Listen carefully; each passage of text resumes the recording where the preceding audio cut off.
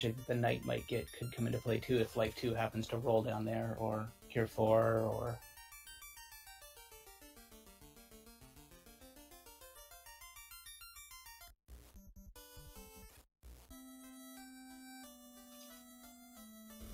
I think the scariest thing in the beginning is going to be the pirates. If they have AoE and the party doesn't, it could be ugly. Well, our runners are off to it, and already seeing one of the interesting things. You go to different early shops. Most seeds, you're going straight to the Black Magic shop and seeing what's available there.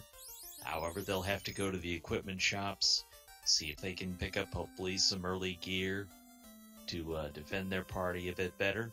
You've got the fighters, so you've got a good chance to improve there. And then you might also check over what's in the item shop. Are you going to be able to get save items? Are you going to be able to get heals? No heals, no tents, weak weapons. I don't think anyone even poked their head into the magic shop to see down the line.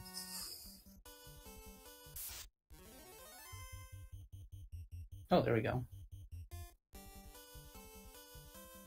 So we've already seen one of the features that's available in the newer versions of the randomizers was Split Punched, taking advantage of the early bridge. Feature added, rolled out just before the 1.6.2 release, lets you skip Garland, just walk right across the bridge right off the bat. It really comes into play if the opening equipment is terrible, or if there's just no way to beat him because he rolls really high. You can just skip him and come back later. I don't see any runners ever completely ignoring Temple of Fiends because the TNT could be in there and that would be a huge mistake. So if you don't kill him right away, you're probably going to kill him right as soon as you get the ship anyway. Yeah, there's a lot of runners who like to do that with the ship. They also like to check Matoya's cave after they get the ship, which is very understandable if you don't have a save item to do resets.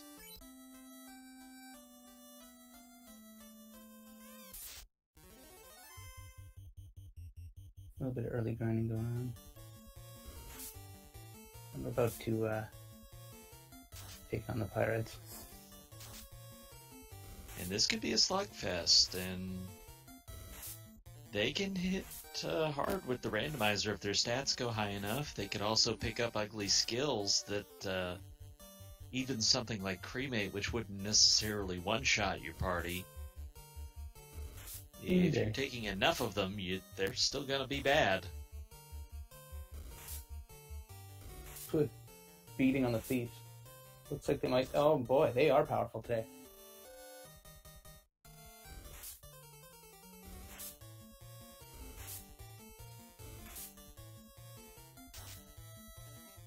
Those fighters have chain though, so they're probably invincible. It's going to be 1 damage at a time. I think they can win.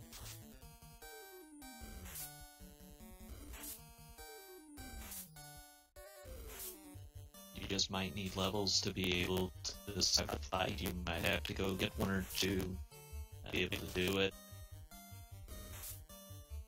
Interesting that Split named his Steve as Dano, so I was wondering if we wouldn't see some of the people ban at least 1 member of this party, if not 2, and get their experience that much faster. But it looks like Split Punched is going to be able to handle these pirates as is.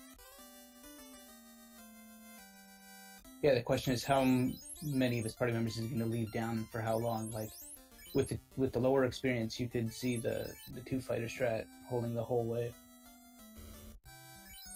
Matoya's has some opal armor, opal gear I should say, and a power staff, which you could sell for money, or equip if you really want to.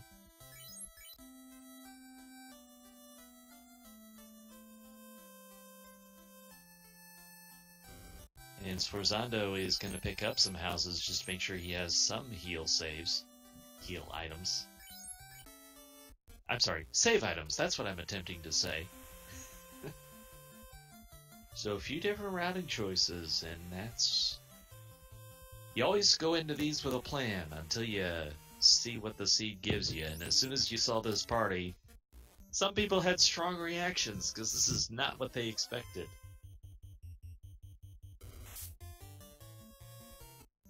Yeah, I think usually expect a bit more magic to come into play, and I mean, there's going to be none for a while, so that's the odds of it, rolling for non-magic classes pretty low. Yeah, even the double is not something we see that commonly.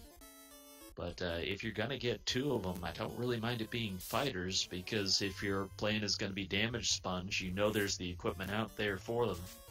Yeah, you got the full opal set and the even better combinations. So the game actually has tons of good fighter gear. So if you're going to get stuck with two of anything, that's your best bet right there. We've not seen any of the AoE items so far, and those could be really important as we get in. The one I'd really like to see as a runner would be the black shirt to have that ice tube for Volcano. But things like Thor's Hammer, Zeus Gauntlet to give you Lit 2, Mage Staff to give you Fire 2, could be very valuable just for cleaning out some of this mess. Because occasionally you're going to be staring down parties of 9, and it's going to take a long time to hit them one at a time. Yeah, there's some monsters with like ridiculous physical defense in certain parts of Marsh and stuff too. If they have to go there without any magic at all, it can be a nightmare. So for those who may not be familiar, the first item shop in the game is guaranteed to have 2 items in it. It's guaranteed to have pure, and it's guaranteed to have soft. Do you want to talk about why that is, Nitz? Yes, especially before early bridge. If you got stuck really turning your party to stone and no soft in Corneria, then there's really nothing you can do, and it wouldn't have been very fun or very fair. So those important items are always present in Corneria, and not much else is on this seed actually, so they've already had to hot-foot it past. So for those who don't know, Nitz is on our development team, so he is one of the people who help works on the new features we get in this randomizer, and thought it'd be a fun night to include him in the commentary and maybe get some insight as we go along. So that to me has to be one of the hardest things about what you do with randomizer, because it seems like, of all things, it'd probably be easy to say, okay, let's just shuffle everything between all the treasure chests. But then you gotta come back and you gotta come up with rules for sanity checks, as they get called, to make sure you can actually beat the game. Yeah, the sanity checker is just this gigantic set of, is everything available? If this is like this, can I still get to that? And if it passes all of that, that's your seed. Otherwise, it starts over. And it does it in a predictable way that means that even though it's random, the same seed will always get you the same game. That's kind of the core of the whole thing, right? The step is, say, what do we do next? What can we randomize next to increase the challenge or increase the variety of gameplay? And that's where it gets tricky. We didn't see anything too scary out of the pirates on our first run, although Chitin is going to bow out of that fight, and it looks like he wants to get another level or 2 before dealing with them. Hard. If fighters with chain seem to take care of it no problem for split punch, so... Yeah, I think he got scared because he saw the damage they did to his thief, but his thief has no armor, so... Well, anything's supposed to hit you hard when you have no armor. Yeah, the chain is sneaky good. It's cheap and it's available in the first city, but it has as much absorb as like the silver bracelet. So even like fighters and red mages kitted out with that are actually much more tough than you would think for something that's so cheap. So of our early runners, or of our featured runners, it looks like Split Punched is going to give us our first look at the Dwarf Cave. We've got 2 chests here. And at this point, you're hoping for the TNT to be there so that you can avoid the Marsh Cave, because everybody wants to avoid the Marsh Cave.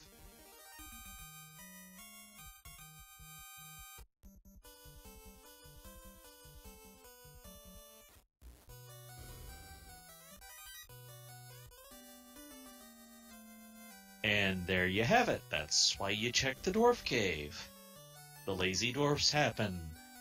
So Split's going to run that right on down to Narek, who's going to open up the canal for us. Good old trusty Narek. One has to wonder if he blows himself up along with the canal, because you never see him again. His noble sacrifice is appreciated. Thing in Final Fantasy IV. But he survives.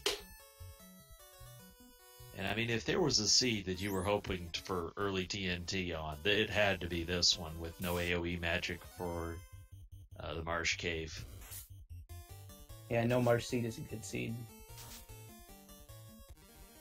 And an interesting tactic here by Split Punched, who is taking full advantage of the Dan and the double fighter formation. By putting the fighters the way he does, they're going to absorb more than 75% of the hits on average, and he protects that black belt who doesn't have the defense right now.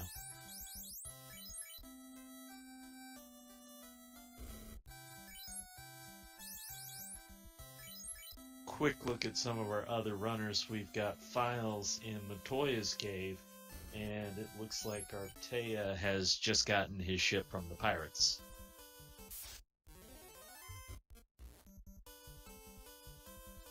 And it looks like Split is going to take a little bit of a gamble and check that early Earth Cave.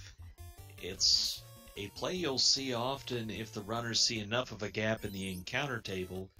They can walk down there, check those chests on the first floor of the Earth Cave, and if you turn up something big like Floater or Crown, you've often got an advantage over other runners.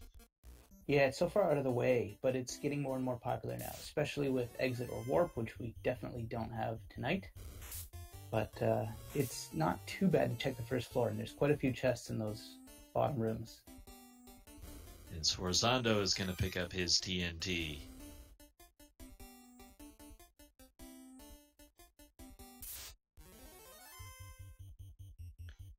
So it doesn't even have to be one of the required items to pick up in Earth, because Split did pick up something he liked enough to walk out. I actually missed what it was.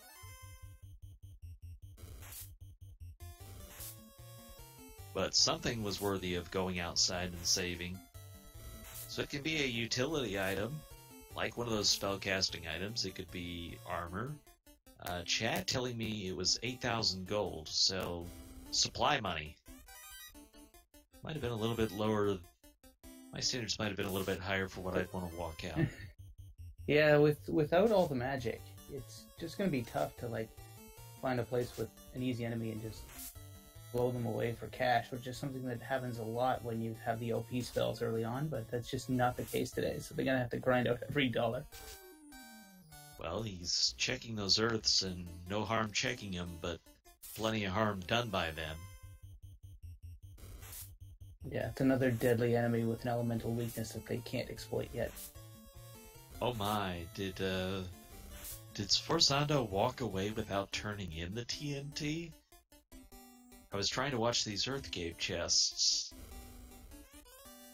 And there's the floater! The floater is in Earth Cave. Split Punched Scamble has 100% paid off. That is the best thing you can possibly find at this point in the game. You've already got the ship you need to turn it in. He's going to be airborne in no time, and that people go to other places first is to his advantage now. Yeah, you talk about cutting down the overworld encounter rate. You talk about the faster travel. It's just so advantageous, especially if you're one of those players who goes to Earth Cave last, or not till you have the Ruby or something where the logic points you in that direction. Then it can be a long time.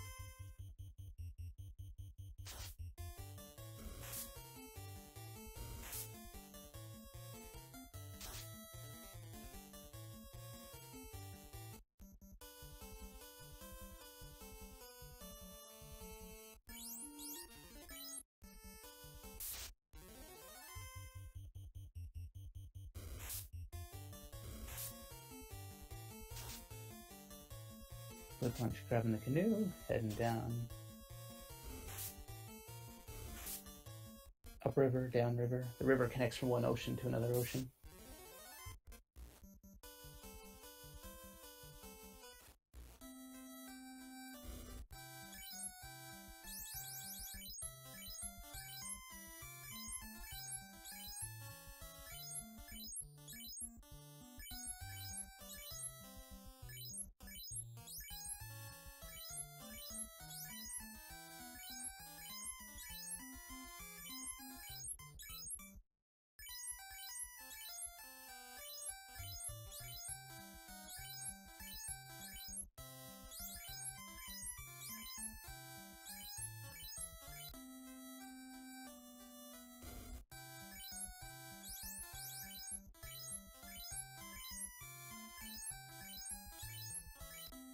My favorite Disney princess is a little off topic. Let me see.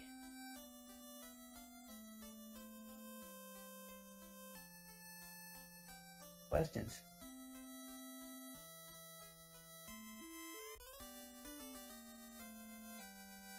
Does Mulan count as a Disney princess?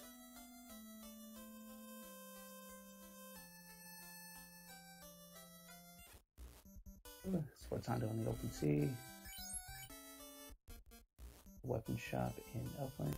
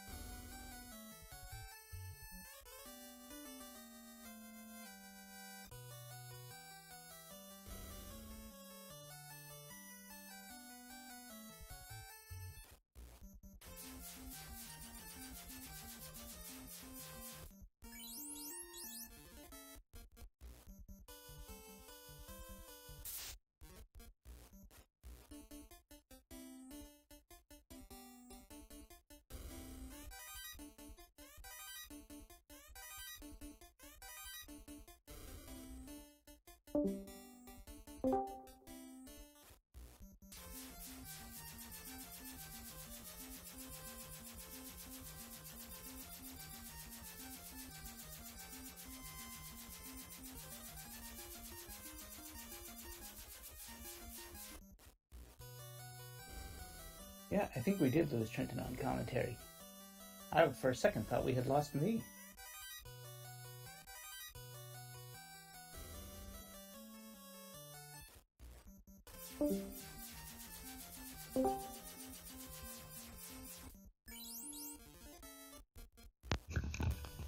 Okay, that should fix the issue.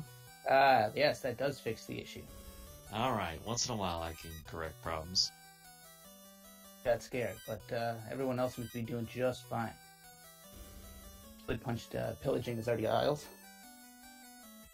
I think nobody was panicking more than Czar, who was probably worried he was going to have to do 3 jobs tonight. Yeah, I stepped up to the plate, hesitated, and then ran screaming the other direction, but I'm glad to have you back. So it's always interesting when we can see some divergence in strategies, and looks like the trolls are stunning too, so not a friendly area outside of Crescent Lake. These trolls are stunning, but never in a good way. Chitin going back and taking care of Garland, rescuing the princess.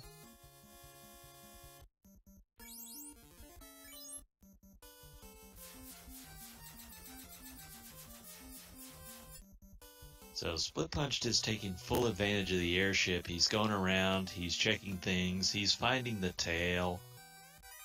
You know, just little stuff.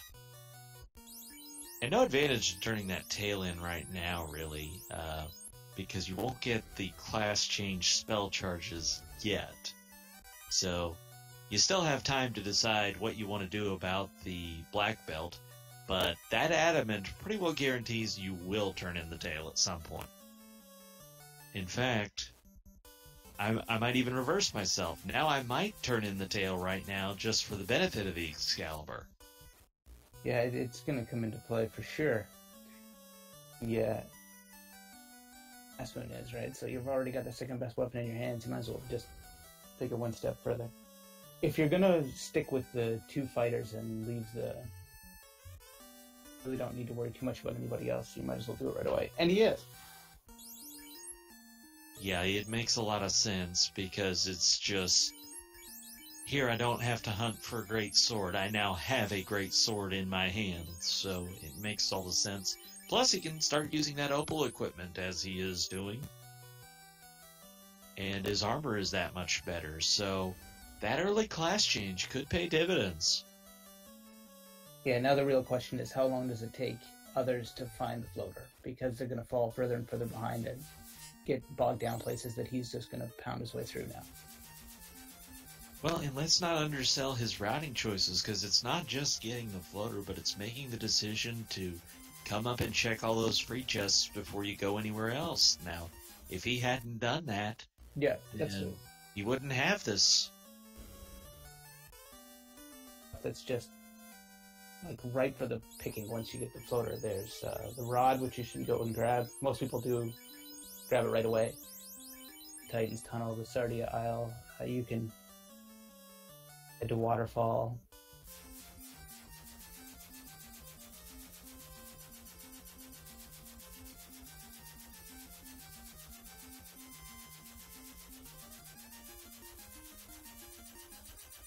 Yeah, and are we going to see an ordeal play?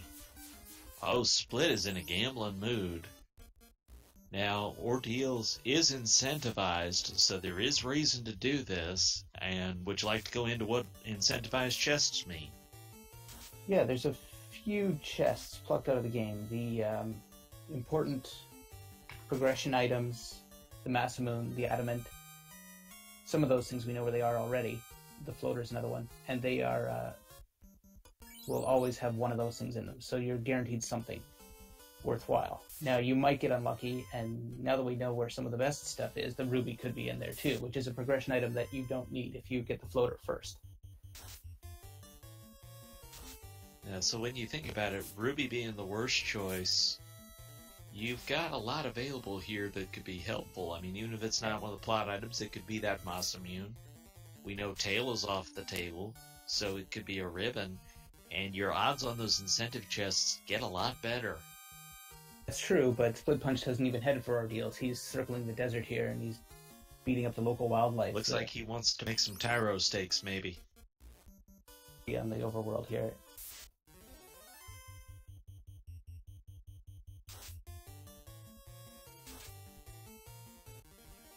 It's another strat that's recently become popular. You used to see people always grinding the trap tiles, especially in Volcano, the Agama tiles, but there's a lot to be said for some of the overworld battles you can fight force too, especially if the encounter table is set up in... Well, you know, what Split is doing here is a great transition to get into one of the topics that we wanted to tonight. So first of all, let me explain what he's actually doing. Split is resetting his game, the equivalent of if you turn the power off and turn it back on again, which restores you to the start of the encounter table. The reason he's doing that is because it's a short walk to this encounter, which happens to be the Tyros in this case. So he knows he can get a lot of experience on the overworld that easily by doing it.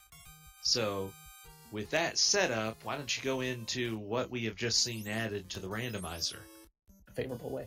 Right, so Split's playing on an emulator, and it's just a hotkey combination to fully power cycle the emulator and go back to that initial state of the random encounter table.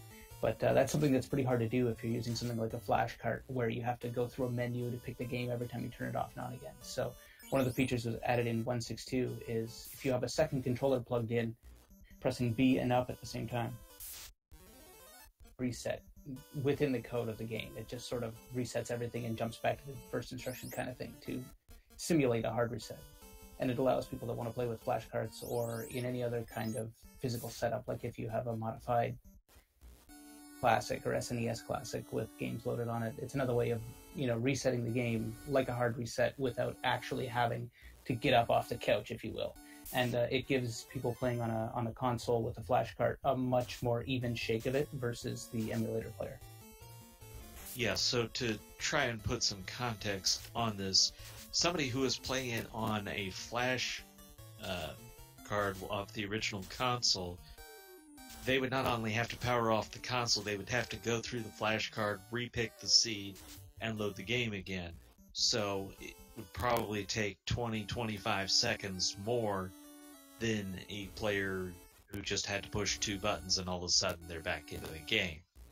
So Yes, and even if this is a little slower, and I don't think it is particularly, but even if it was, it narrows that gap down tremendously and basically puts everybody back on a level playing field.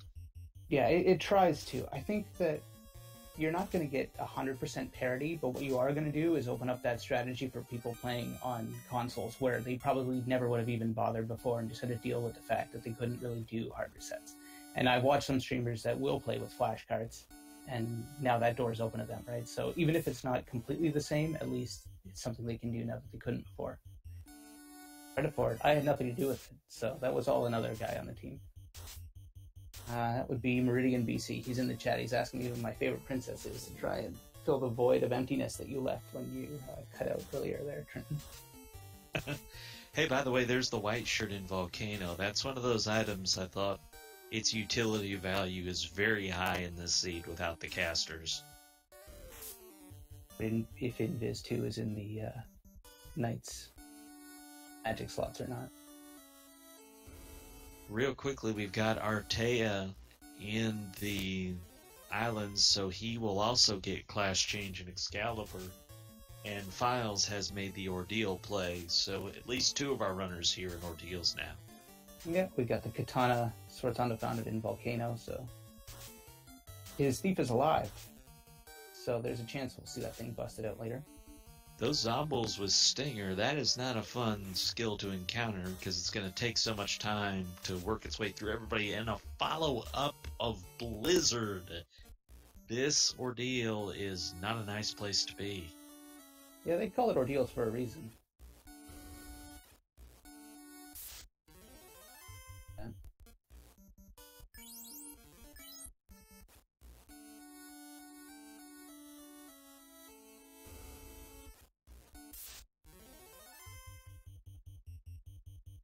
Now, there are still things that the runners can do, and since we were on the topic of encounter manipulation, if you don't like what you got, instead of doing a hard reset and getting the same exact encounter rate all the way through the table, you can do a soft reset, and that will pick up from wherever you left off, so it will at least change your luck. You don't have to be advanced to figure these things out. Just that subtle difference of doing the soft reset, you will get different encounters than if you started over. The hyenas have Blaze, so the volcano is not a nice place either. Artea goes and gets the rod after he went to the Isles and got the tail and got promoted, so that flies in the face of the early advice everyone receives to go get the rod immediately. He didn't do it. It looks like he's doing just fine, but it's curious that he actually went and got it afterwards. An Ice Sword and a Pro Ring here in Ordeal. Those are pretty decent items. The Pro Ring will obviously just save you from having to buy one. The Bane Sword, Black Shirt, Opal Armor. This Ordeals just keeps on giving. It's jam-packed. You might see that Bane Sword kill Chaos in desperate times. Good to have in the armory. And the Ice Sword also serves as the second best sword he has picked up to this point, so in terms of damage output, so it helps that other fighter be able to contribute. And Masamune will erase that, so forget Ice Sword. We don't need that sword no more. Yeah, no, Ordeals was absolutely just packed to the gills with gear, so that's awesome. And this also tells me it's time to beeline to Ice Cave. Because now, yes, Ruby is still on the table, and Ribbon is still on the table, but the odds that either Crown or the other Slab. thing, we're getting Slab, hit Yeah. there has gone up tremendously. But because it's like almost 50-50 at this point now, so. Yeah, plus the rest of the chests there, your odds are just such that it makes a lot of sense. And plus, if you want to get some extra levels, having Excalibur and Masamune, you're going to pretty safely handle that eye, most likely. Yeah, best case scenario for anybody who was, took a look at this seed and was like, I'm going to level up 2 fighters and run them through, was that they would find Excalibur and Masamune pretty early on, and that's exactly what happened, right? So now you're definitely going to stick with that plan, and you're going to see a lot of sword swinging and not a lot of much else for the rest of this. Yeah, and having that opal gear plus the early tail, I mean, early tail is a dream for this party if you're not doing a black belt grind. Yeah, I definitely do. Clearly that's what Split Punched has in mind, since that's actually who he danned. Yeah, I didn't see myself what all the early black magic was, or if anybody poked their heads in all those shops if fast was available. But if it is, that's another thing, because that's one that you can't get with an item. You need your ninja if you want to cast that one. So Maya giving us an update, it looks like Artea is the only other runner who made that early Earth Cave play. You can kind of understand that, because without Warp or Exit, it wasn't quite as tempting a target, but yeah. If you picked up that there was that gap in the encounter table that could benefit you, it obviously proved worthwhile, and the Agamas are not worthwhile, because they turned your party into stone. Yeah, and we were explaining before how the hard reset can take advantage of that early random encounter in the table to allow Split Punch down there to keep fighting that fight in the desert that he's taking advantage of. Trenton was saying if the gap in the encounter table is 2 or 3 fights in, then you use the soft resets. You get in a fight, you reset, you get in a fight, you soft reset, and then you have a long run, and you can take advantage of that to run down to the treasure chest and see what it is. Opal Shield in the volcanoes, so we know you're going to be able to pick that up. There's the gold bracelets in Gaia.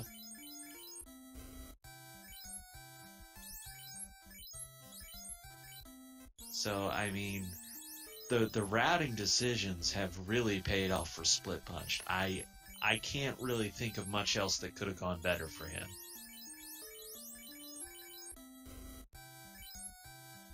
Yeah, he won't have much to complain about this time. No, Split Punched always at the top of the leaderboard, so it's good to see somebody making the right decisions and following it through. It's a good run so far.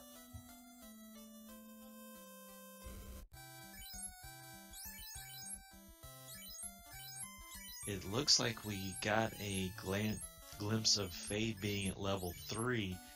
That's not a bad thing at all, because if you can go into Temple of Fiends with 8 charges of that can help you get through some of those unrunnables a bit faster.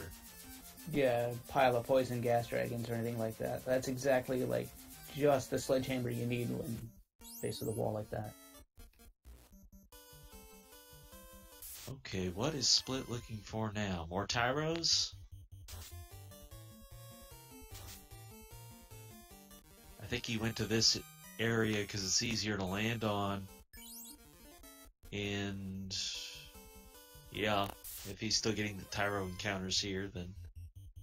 Yeah, he's all over that early fight, that's for sure. Looks like Files is able to pick up early Masamune, so that will help him throughout, but...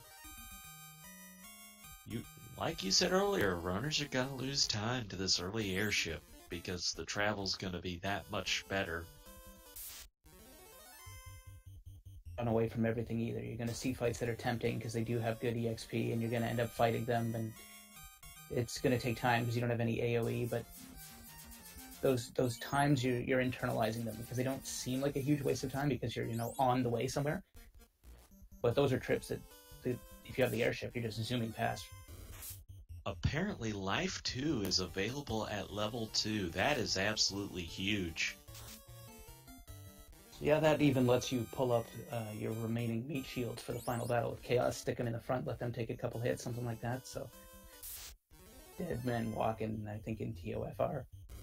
So, at the risk of trying to think like our runners, I believe what Split Punched is doing right now is leveling up until he gets magic out of his party members, which, if I'm not mistaken, is level 17. Are you more familiar with that? I believe it's all the odd number levels get you one of each spell level that you can cast starting at 17, so I think you're right. Okay, so 17, 19, 21, and 23 wouldn't be a bad target level for going into Temple of Fiends. Yeah, and 4 charges for your ninja too. It looks like he is keeping the ninja around. Which is very interesting because you've got that increased run chance, which could be oh so valuable if you don't have an AoE to clear people out. Dad come in here to tell us that the magic levels start at 15. It's alright. Okay, I'll take that. We were close. So there's the Fade. Also Exit at level 3. Interesting. Yeah, that's definitely something you want to charge of or two, right? Especially if you have the 2 fighters. That'll speed you right up. Yeah, in particular, it makes the Ice Cave that much more pleasant. Yeah, did chat see Warp on the black magic side? Can the ninja cast that? Wouldn't be as worried if I have Exit, because I can still cut a third of the dungeon off. To go through ordeals anyway, but it does help you loot the ice cave that much faster. Invis 2 at level 1, oh my. That Yeah, could pay dividends. Saber! Not a bad backup if you can't find the power gauntlet, because you could stick Masamune or Katana on that ninja for the final fight and just blast 4 sabers. If could you're be big. And the power bonk never shows up, then you might see a whole bunch of sabers and the ninja with the Masamune and the fighters casting Invis 2, and it could be a wildly different chaos than you expect if that thing never rears its head. Maybe it's key locked down in Marsh and we'll never see it. I think the defining thing for me is, do we find fast? If I find fast, I would feel much more safe about this party going into Temple of Fiends. If I don't find it, I have a real hard time not going for the power gauntlet, wherever it may be and however much time I may spend doing it, because I just feel like it's a giant risk. But Quad X is available as well. Not necessarily the most useful at this stage, but we have seen it used to great success against some of the Fiends. Because basically it is an auto kill if you have their hit points low enough. Yeah. Yeah, it'll push you over the finish line if they're under 300 health, that's for sure. And since you have no idea how much health they have, that means you might as well throw it around. So I believe at this point we've seen all the magic and know that they are not going to be able to get fast. And if there were one regret, that would be it for me.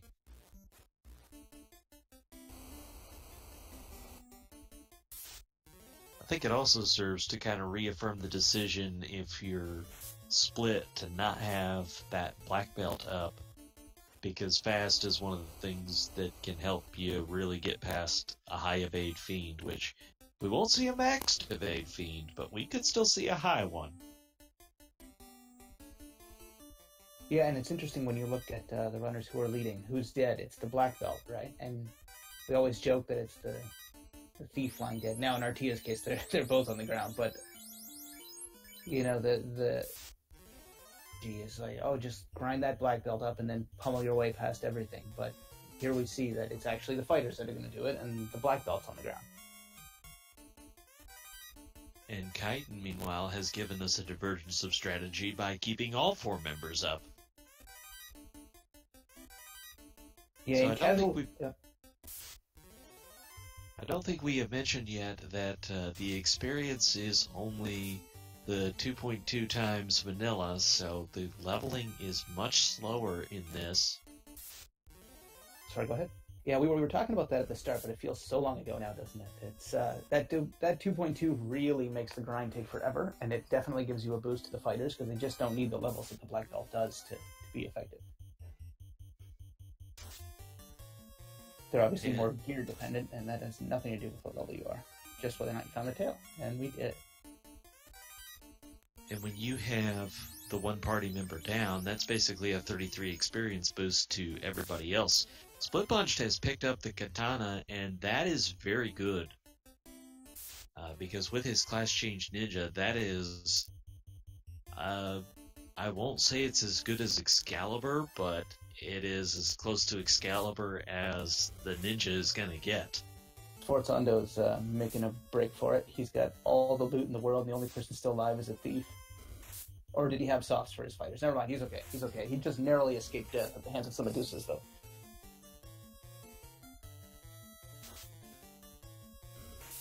Chat saying he's got the 3 best weapons in the game. Well, 4th best if you want to count the Bane Sword.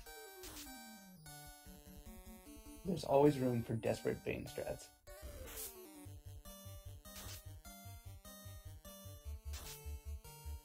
And he is tearing through those peds now, so what looked like a not-so-friendly encounter when we first saw them, now they look like pushovers.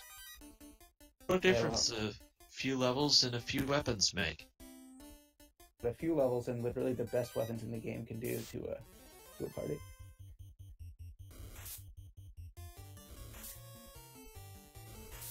Of course, our tracker Czar the All-Seeing would much rather have Vorpal, but that's just Czar.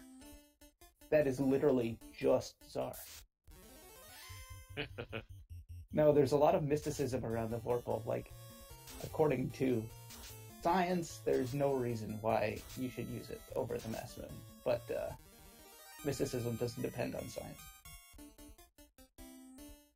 Now, it's been a while since I looked at the numbers, but Katana, which is usually sold because how many seeds do you have a high-level ninja in, but basically is actually better in every category than Vorpal is. So if you were trying to place it, it probably does rank just below Excalibur and above Vorpal.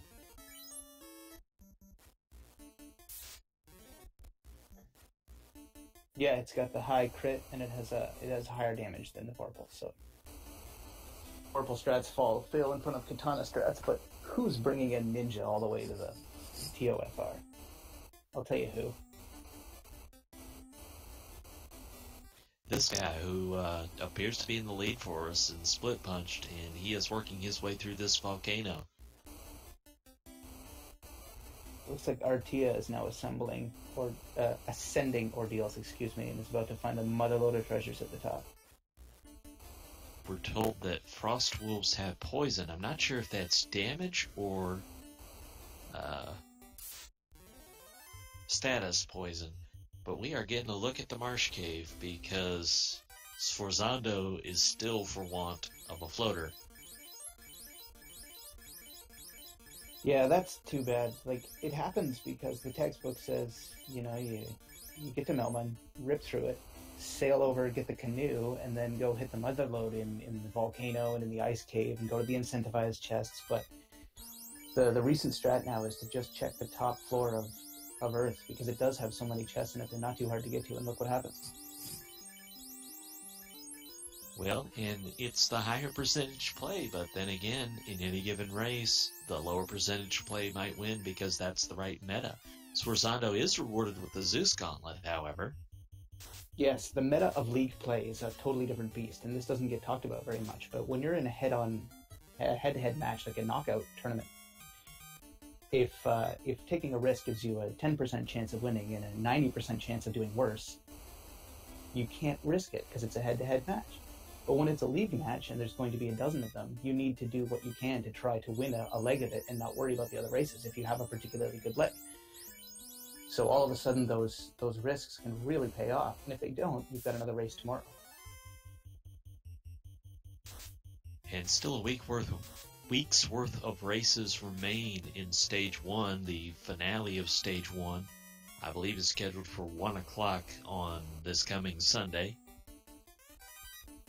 Still in its Did first we see Sforzando check those 2 chests? I didn't notice what was in them.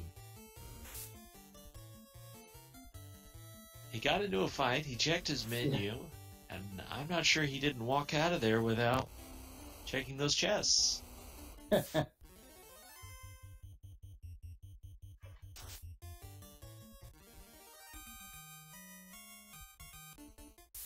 And meanwhile, Kaiten is in the Earth Cave, so he is about to get the floater.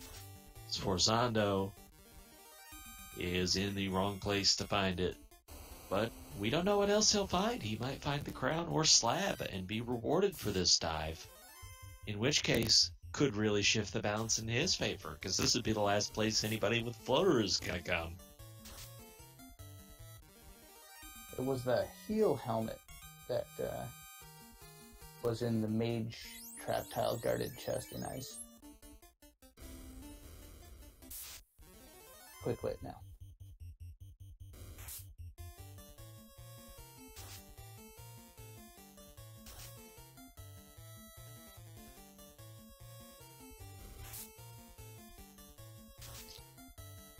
Yeah, the Stone Touch Agama's kind of got everybody by surprise.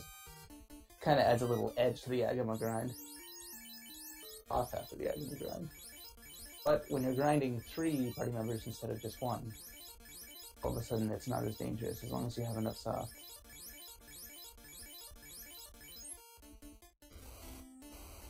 I'm not sure what Maya is correcting me on, because it's Sforzando who is in the Marsh Cave. Yeah, you're looking off stream on Twitch. It's quick lit in the bottom left corner. That's all. Yeah, Quicklit is looking at this Marsh Cave. The slab is in the volcano. So now the required items, it is just the crown that is missing, and we're about to find out if it's in the ice cave. Because Quicklit is quickly approaching that moment.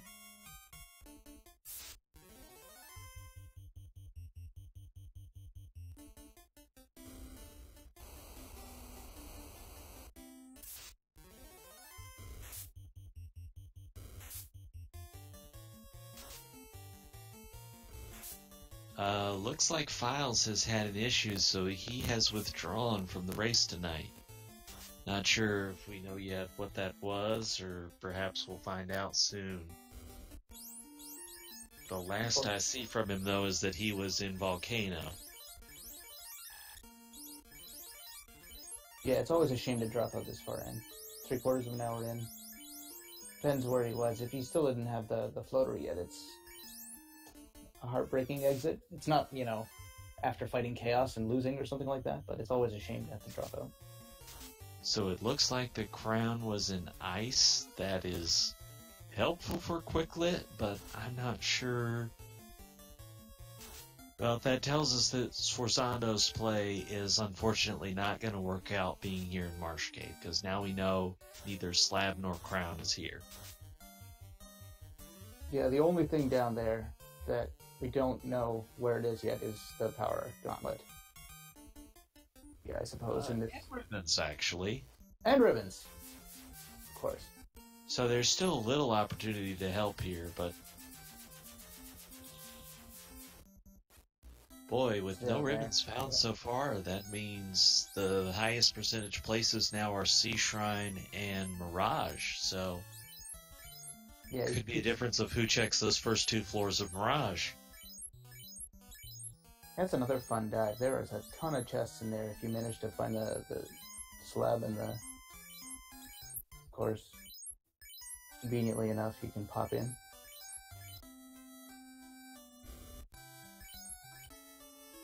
Generally, though, you usually see people going through and so that they can do the whole thing if their party's leveled enough. Well, Files has just joined us in Earth, so he's about to find out some of the other alternatives that were out there. Did you say Files? Yeah, Files is in the chat room now. Not our chat room, in the Randomizer chat room. Hi, Files.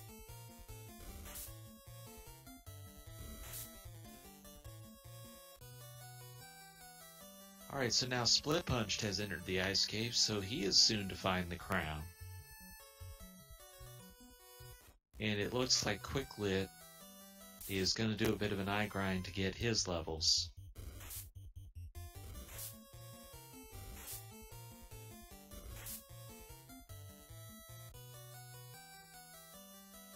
So what we didn't see on stream was that the Agama crit for over 200 damage against Files, and that was apparently where he decided things had gone not the way he wanted. And unfortunately, it looks like we're going to drop another runner, as Zalnop is going to withdraw.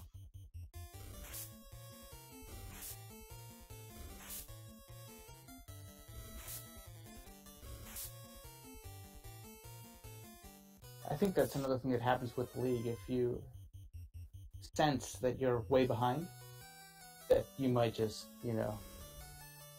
thing.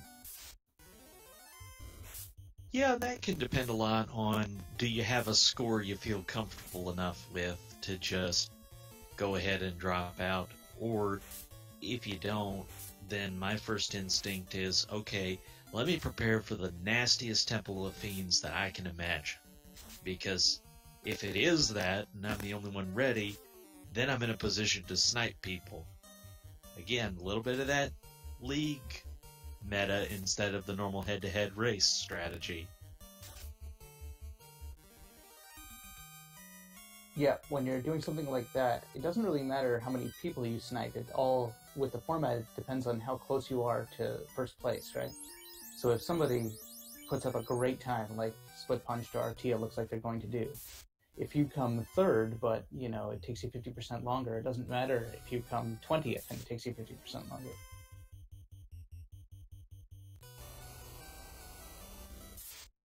So we kind of know what each of these runners is looking at this stage of things. So let's get a little bit into your background, Nitz. How did you come to be here? So it's. We don't need to know about Mom and Dad meeting, just to be clear on that. But how did you get into the Final Fantasy Randomizer? So it's a long journey that circles all the way back to it being GDQ this week. But I was watching GDQ videos because they made it into the mainstream far enough for me to spot them, and that I watch some FFR videos after I watched the Fiesel and Geyer speedrun of Final Fantasy I they did last year. There I found the commentary, which pointed me to the Discord, which I'm now going to cyclically do. We have a Discord that is where all the members of this community are the most active, and I'm sure the Discord link will get posted in reasonable. And it's a great community that welcomed me in.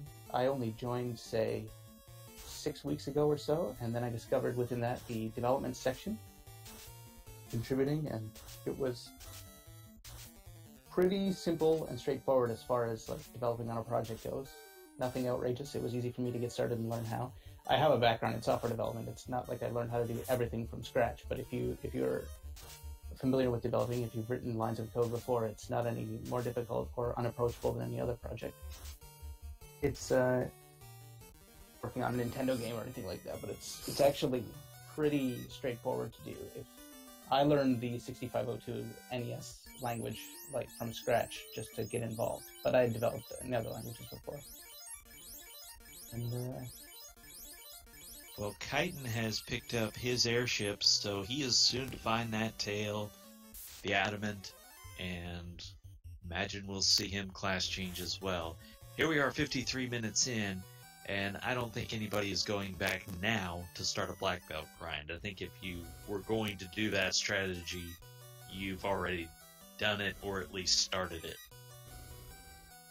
Snowballing the seed after finding the airship. So it's really kind of an important moment where if you do the typical things after that, if you go to Cardia, find all those treasures, if you stop in 2 ordeals now and look for the incentivized chest, you're going to find a ton of stuff, and it's going to really speed you up.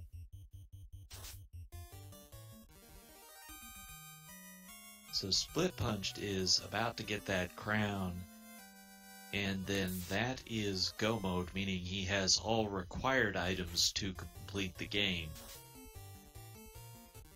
That is not to say that he has all the items he wants, because we still have no ribbon sightings. Still have a few places to go, though. We haven't seen the waterfall yet, which is a place they must go, so a lot of quick little row of treasure chests there. You still have to go to the Sea Shrine and Mirage Tower, so chance to pick up more treasures there. Yeah, this is a seed where, Every minute that goes by without a ribbon, they get a little more worried about where they're going to have to look for it. We haven't been yet, but with limited Life 2 charges going into that final dungeon, you need to be ribboned up. Question, what was in Ordeals? Let's see, I believe we found... Masmin was in the incentivized chest. We saw... Adamant was in the ice sword, Aisles. armor, and I think something else was there too. I believe. Black shirt, if I'm not mistaken. Which I could be. Everything was there. Like, it was a lot of stuff in a very few amount of chests. Yeah.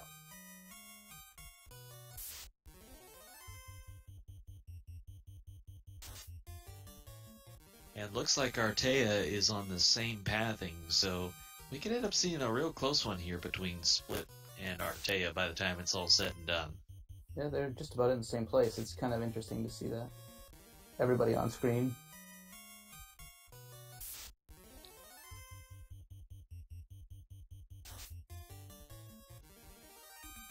Yeah, I think the story at the end of this one will be, did the ninja that Split Punch brought along for the entire game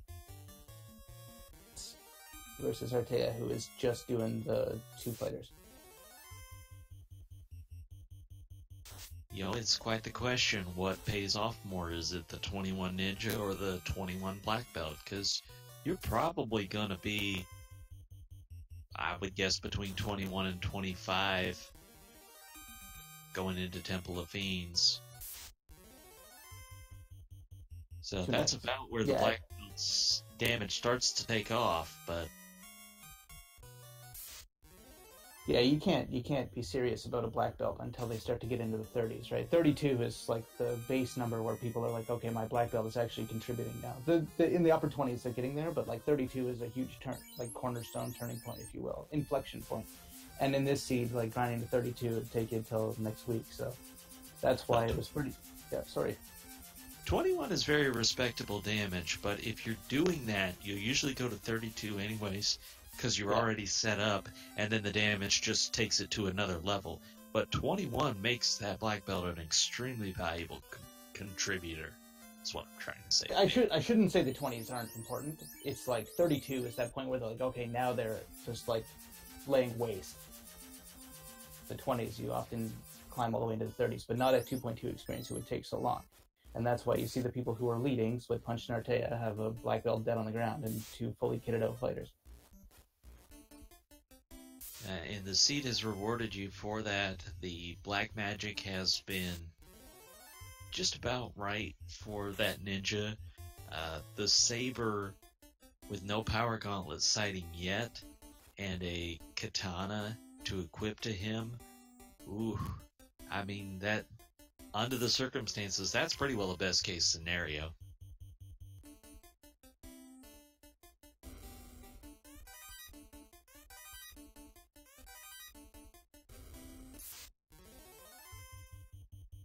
So it looks like Sforzando is about to pick up his floater. Or no, I'm sorry, that's Crown. I'm thinking Vanilla. Nice. Yeah, I think this can also be a bit of a case of the gear that they found really validated the decisions and made it look like exactly the right thing to do, but there's a bit of a, like, you know, putting the cart before the horse here. If we had found, say, things that were really great for the black belt, like only the Masamune and all of the best fighter gear was nowhere to be seen, this would seem like a huge mistake, right? So there's certainly an element of luck and randomness involved, but that's kind of the name of the game. Now, there's several things for the fighters still we haven't seen. We haven't seen the Dragon Armor, we haven't seen the Aegis Shield, and you'd like the Opal Gauntlet for the Ninja. Oh, there's the Ruby. Yeah. Good old Ruby. Ice Cave. Wah, wah. But he's feeding the Titan today. No, I don't think you're going to go out of your way for that one. Although, I will say this, if it's to line up heals for Temple of Fiends, I'll do it.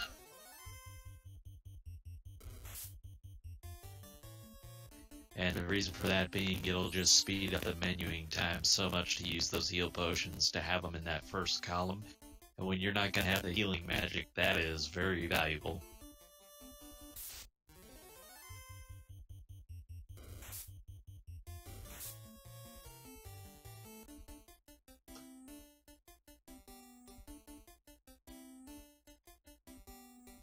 Yeah, takes care of the eye. And we should see Artea move out of here pretty quickly. He does. No reason to grind here when you're already in the 20s. You can understand a player who's not going ahead and doing that, but if you're already there, you're just going to move on. Yeah, got what he was looking for, got the crown. Share the Mystic Key quest at some point. And he has the airship, so it makes a lot of sense to go ahead and do that now and check those easy treasure chests to see if you can find ribbon. Yeah, the Mystic Key unlocks like several easy chests when you have the airship.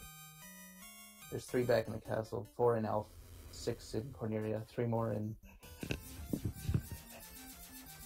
Well, in response to chat, Artea did do a grind. He was doing Tyros off of the hard resets, so he did quite well for himself to get there. Temple Fiends. Additional grinds that we were talking about, but with the encounter manipulation you can do. There was a good desert fight that Split Punch was taking advantage of too against Tyros as well. Called grind, which is sort of a new thing that's, well, I don't want to say it's a super new thing or anything, but it's something that has really started to emerge over top of the usual Agama grind in Volcano.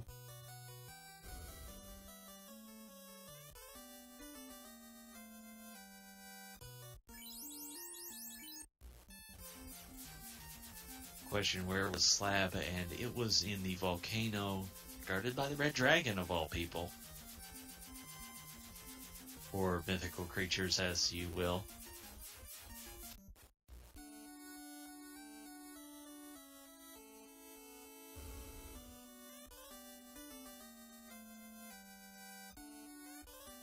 So Split is working on the key chest, on the key quest now, about to go for the chests. And we're going to get a look here in Elfland at what is available.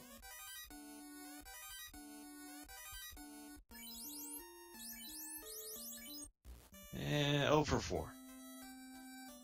They can't all be winners.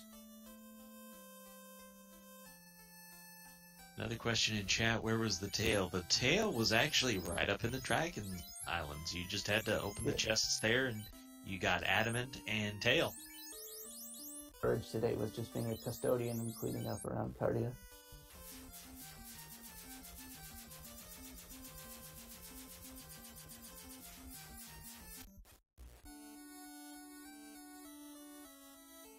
It's pretty great that the TNT that Narek needed was pointed out in chat was like right beside him. Right beside the the dragon.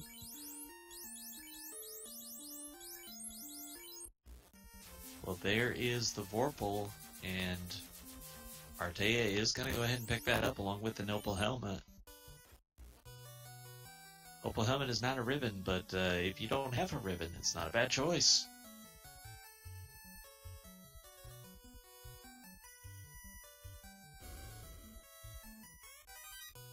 Yeah, and we sure don't have a ribbon right now. And we are clicking off the places that one could be. Yeah.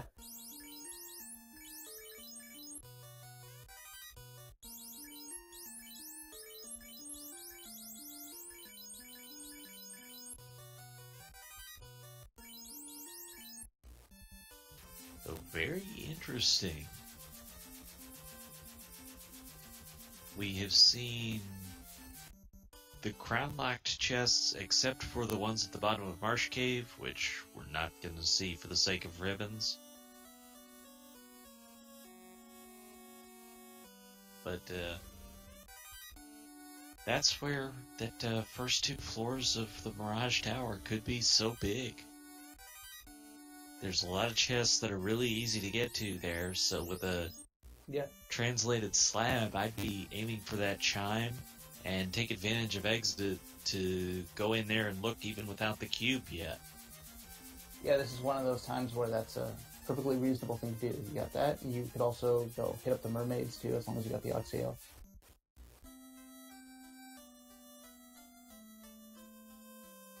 Alright, so it looks like Sforzando has finished his grind against the Eye. Quicklet still working on his.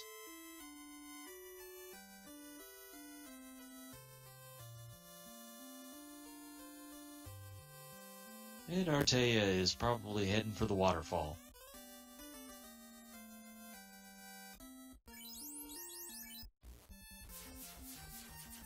Split Punch, meanwhile, got picked up the Oxale, and he's going to go for picking up the chime.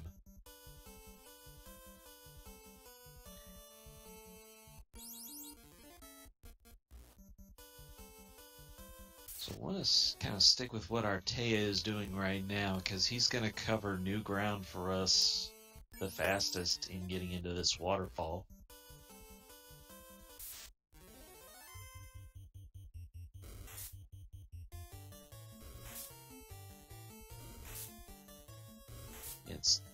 It looks like Quicklet has gone ahead and dropped to the solo black belt grind against the Eye. Now, I'll say this. To me, that's a play that I think I'm behind. Which makes sense, having not found the floater yet. So, if you're gonna do that, commit to it. Go all the way. Go to level 40 with this black belt, as painful as that sounds, and set yourself up for the ugliest possible Temple of Fiends, because that's your one way to come out with a win here, is if you're the only one who's ready for it. Yeah, you can't go wrong with being completely invincible. It's always a strategy that can work. The question is, can it work fast enough? And we'll see, because like we said earlier, even though we're not looking at a max evade Fiend situation, that's not to say we can't have high evade, and a really difficult time ahead. Yeah, those ribbons still haven't turned up, so we don't know where they are. They might all be, like, Marshgate Crown Lock. Not likely, but possible, I think. And the other big thing that is worth mentioning is the more you level this black belt, instead of the class-changed master, the more magic defense he's getting. So, as we lack for ribbons, there's a potential payoff to that as well. Yes, after all this talk about how this wasn't going to work and how nobody who is succeeding is going to do it, we might be once again proven wrong, which is the good old-fashioned commentator curse. And for me, that's the first time, so that would be pretty exciting. Well, I tell you, I always love the possibilities. I love looking at what can go right for a runner, what could still pay off for them. So, what I like about what Quicklet is doing is it has a scenario and a very viable / likely scenario in which it works. This can work for him. This can pay off and be a big advantage for him. And I like that as opposed to doing something that doesn't really give you that game-changing odds. Yeah, it's sort of the exact opposite of giving up, right? Giving up is doing what everybody else is doing slower than them in a way that you'll never catch them. This is a different approach that could actually work if TOFR is ridiculously deadly and people keep failing. Now, on the other hand, we saw a discussion break out on the difference between going more quickly like Artea is doing versus the grind like Quicklet is doing, and basically saying that if it is a one-try Temple of... it has to be at least a two-try Temple of Fiends for the plays to get close. But, again, the scenario is there for Quicklet, so I don't want to sell him short.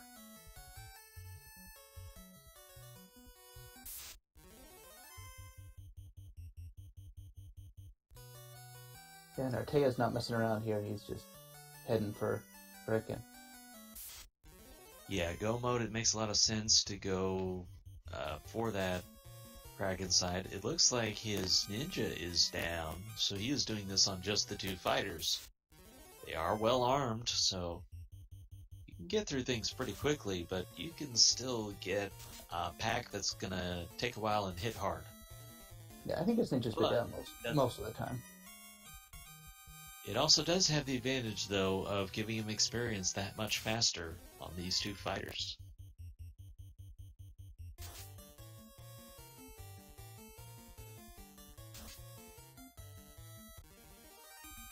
Fighter's level 24.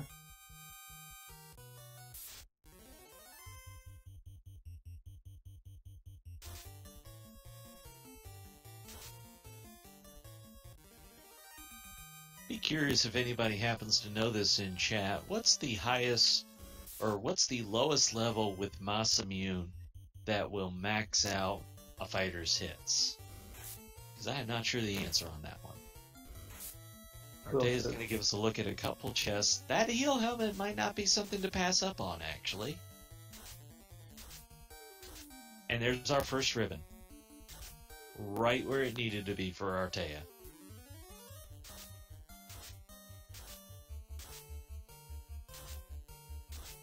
No room for it. So scratch what I just said about the heal helmet, of course. Heal helmet gets relegated to the dustbin of history so that the ribbon can be tied on. I mean, I'll take a ribbon over a heal helmet. The dragon armor is in the waterfall, by the way, so that's very useful for the knights, and it is a place where everybody's going to have to go. So now you've got opal armor and dragon armor, so they've done quite well there. Still for one of the Aegis shield and the opal bracelet, but we do have the gold bracelet if you're three-manning it. At this point, with just the one ribbon, you probably want to stagger the dragon armor and the ribbon, because the dragon armor has a lot of the same elemental resistances. Not as many as the ribbon, but it'll give you some, so you should probably have one on one and one on the other. And a pro ring on both.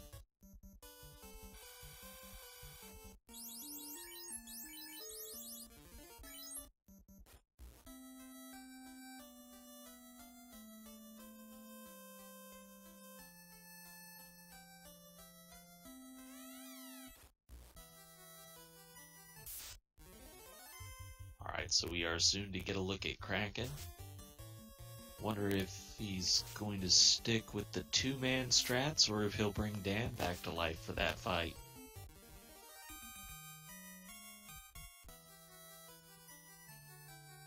An extra body is usually not a bad thing for a Kraken fight, whether it is one or two.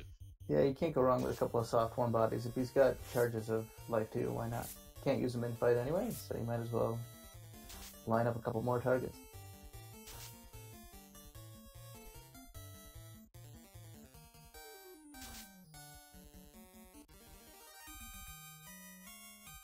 Alright, so if these sharks will kindly get out of the way, we can get on to this Kraken fight.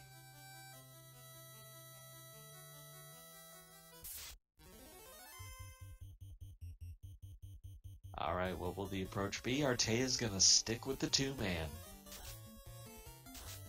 Yeah, forget everything we just said. Just run in there and beat him to death.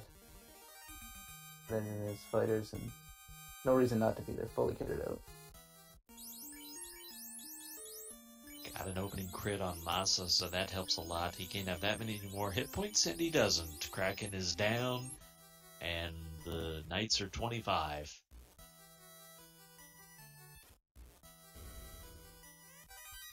Ribbon makes them, well, Kraken's mostly physical, but the ribbon and the dragon armor really.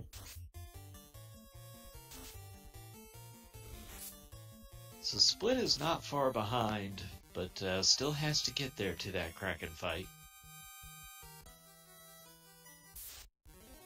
Yes, he has lit 2 orbs already. Chat just mentioned, so he's sort of. Oh, and we're getting a look at the crown-locked Temple of Fiends from Sforzando. Nothing special in the first one.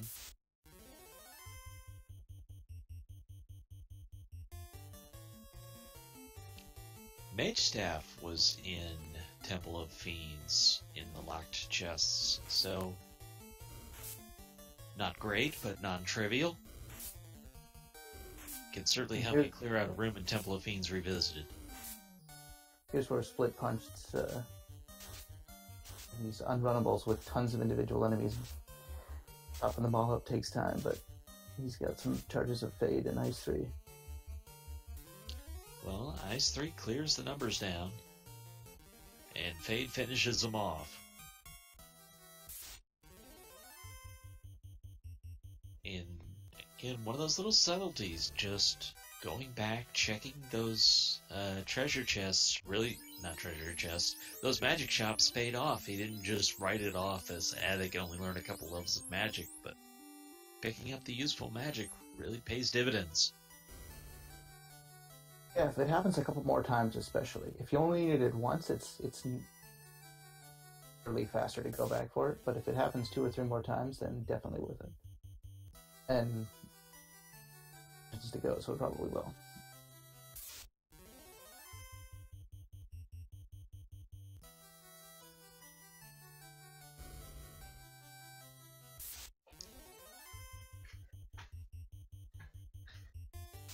Well, poor Files. First, he doesn't have the best of luck with the seed tonight, and then he's got to watch Artea kill more Tyros. That's just a heartbreaker for him. The majestic desert dinosaurs, jungle dinosaurs. We have it. So it looks like Sforzando picked up the ruby, and he is going to feed the Titan, pick up the rod, and then go to the Earth Cave. As nature intended. And again, that's my first announcer's curse, so that's really special to me.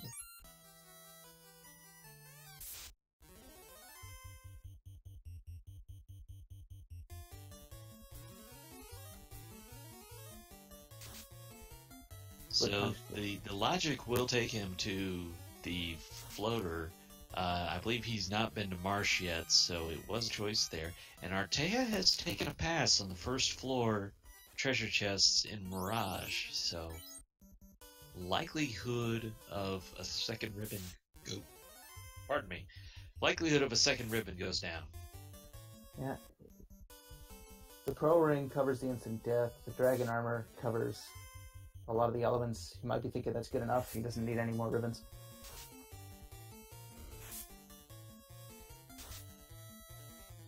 I'd feel a little more easy with that if I had the Aegis Shield, but I don't know, there's just a lot of things out there that are useful still. There's the defense, there's the Opal Gauntlet, Opal Bracelet, there's 2 more ribbons.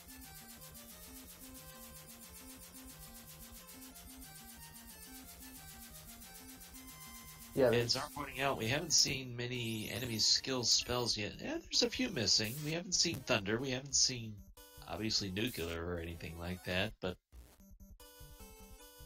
it looks like Quicklit just finished up his grind. I couldn't see what his level was. He's got about 700 hit points right now. Yeah, we haven't seen a lot of the deadly spells, that's true. We have seen a lot of the instant, like the Death Touch, Stone Touch stuff, but that's not quite the same. Alright, Split Punched is gonna pillage the Mirage Tower, so we'll see what he finds here. He's rewarded with the Opal Bracelet. And that is definitely a reward.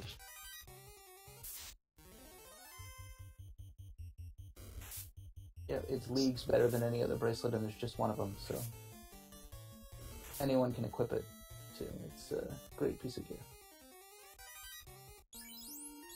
Yeah, and your ninja is your, in case of emergency, break glass. He's the one who's going to cast Saber 4 times and try and slug you through a fight, so having that extra defense for him is important as a backup strategy. But I just see Cure 4 from the vampires. It's not supposed to work, but this game was sort of coded before the days of undead being damaged by heal. That's why there's harm and plays by its own rules. Well, it's a good thing it's them and not something that would actually worry me. Yeah, we don't have trains getting suplexed in Final Fantasy Randomizer either. Well then, I mean, what even is the point? Artea is checking some of these Sky Castle treasure chests, so he does still want things. Curious why you would, like these ones. Well, the 1 hour 20 minutes since Forzando has been able to pick up his floater. Now, folks, to put some context on this, Artea, I think he had class change at around 20 minutes. Yeah, and that's purely like on a hunch. Not an expert runner of this game. I merely contribute to it. But the first floor dive in Earth Cave is becoming very popular for exactly that reason. It's a small investment. There's like 9 chests down there. And if you find the floater, you find it an hour before somebody who checks it last. Question in chat, how has the ribbon searching gone? We have found only the one ribbon so far. It was in Sea Shrine. Sea Shrine, right beside the dragon armor, in a very nice room. It's that one room where you're going to check it if you're in go mode. Pretty much right there.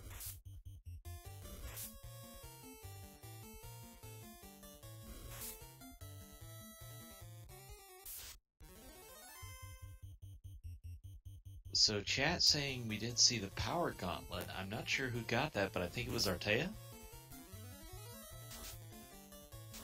And he's the only one that has checked chests that Split Punch hasn't, so if anyone hasn't, it's got to be him.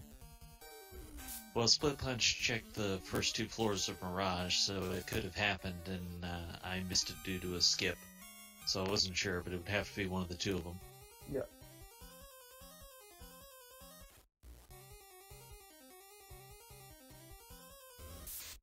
This is getting very interesting. So I guess it was Split Punch in the less than greater than chests that we're just not even paying attention.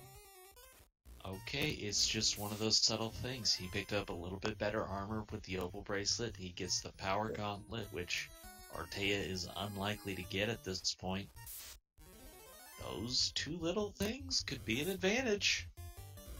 Can they be a 5-minute advantage? They certainly can in my book.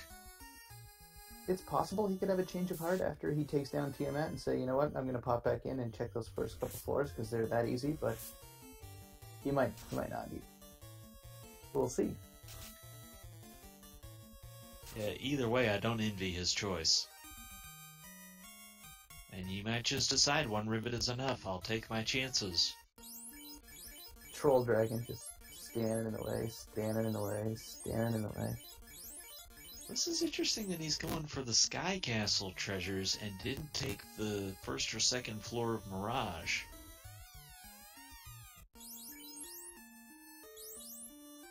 Madness or brilliance? And based on that pile of junk, I'm going to say it was madness. Now you'll see runners favor these 2 floors of Sky Castle if they have warp, but I'm not sure on the difference between no warp on these floors. Oh my, there it is. Artea proves himself a genius, clearly. Yeah. This is why Artea is out front in this seat, and I'm talking about it. That's why Oh my! Add the Aegis Shield for good measure. Well, why not? I mean... Aegis Shield and Ribbon side by side, that's just... Oh, that's filthy. Yeah. And Split Punch, of course, bypassed that floor, and he's going on, so... Hey, Chad, if you're hoping for a Warmech, we're about to get 2 chances at it. Hoping for a Warmech. This is the time where you go, Warmech, hype!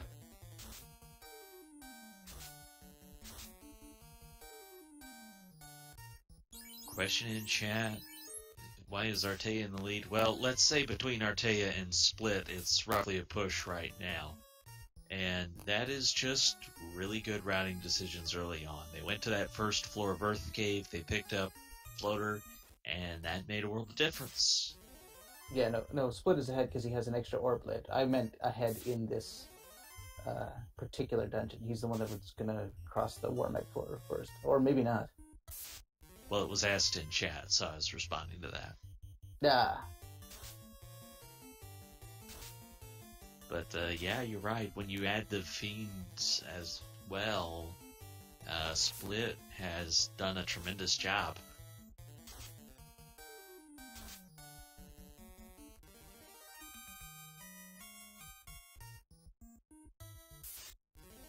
And Artea is about to finish off the treasure here in the Sky Castle. Is he going to find the third ribbon for good measure? He's not. He had to wonder at some point. Yeah, those 4 chests there, people often poke their head into because they're so close to the portal up. Whatever the heck those are in the Sky Castle. Oh, late bridge encounter, but no Warmech. So what's your favorite strategy for Tiamat, and why is he casting Bane? Because poison smoke kills everyone. Secondhand smoke is no joke. Or just shattering him into pieces, because it sounds good. A chance to shatter him into pieces. Going for the Quad X. That's interesting, and it will work. So for those of you Quad X fans, there you go. Tiamat goes down. Level 25 for Rizza Party. Well, we know he had 1 HP left when he cast it, but yeah, he's dead. He's dead in a very fashionable way. And again, if you want to get into some of the more advanced aspects of this game, there was discussion about Quad X, and you can work out what the maximum possible hit points of a Fiend is, and easily work out when you've got him where he has to be under 300 HP.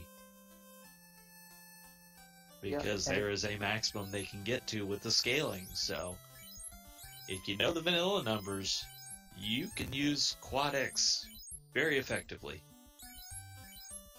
And if Final Fantasy is new to you and you're wondering, can you actually use instant death attacks on bosses? The answer is yes. Have a chance of working 3 and 256 times or better. And in the case of Quad X, it kills anything under 300 health. So Split is out of there. We are soon to get a look at the Temple of Fiends Revisited. Artea, soon to get to that Tiamat fight. And again, he's just sticking with the 2-man strats for now. I'm not sure if that's going to be his plan the rest of the way or not.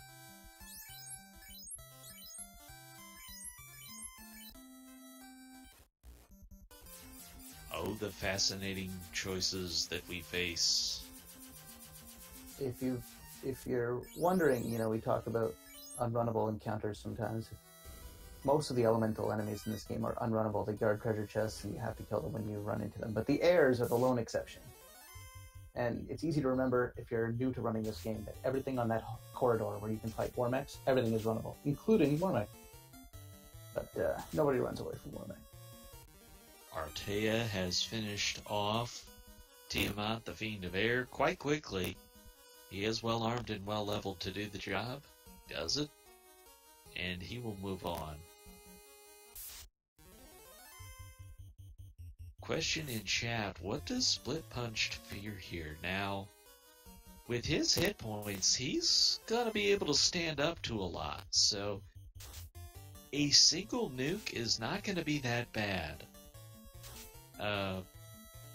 What I think might honestly be the worst troll possible to him would be a slow.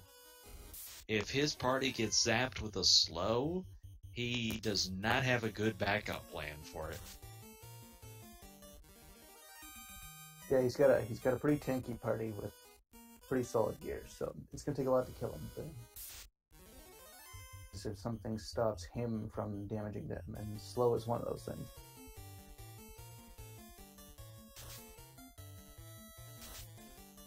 When I say pretty tanky party, that's asking the FF1 gods to just smack you down. Split Punch. Well, you said it about somebody else's party, not your own, so that's okay.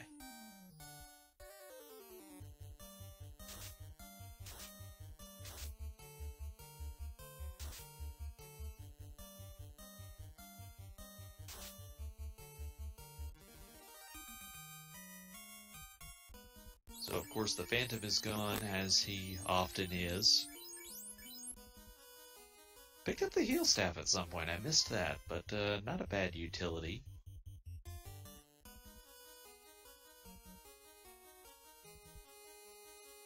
And just to finish the thought I was working on, I don't think a singular nuke is that scary. But Maya is listing a all-you-can-eat buffet of damage AoEs. If you're going to get hit by 3 of those in a row and you're lacking healing, as they are, that could still be quite bad. Yeah, the only truly effective healing at this point, unless you're splitting hairs, is something like Cure 4, maybe Heal 3. And the FFR just grind through your health with the powerful attacks like Duke and Nuclear and so on. So you're hanging on for dear life if you're healing with those spells.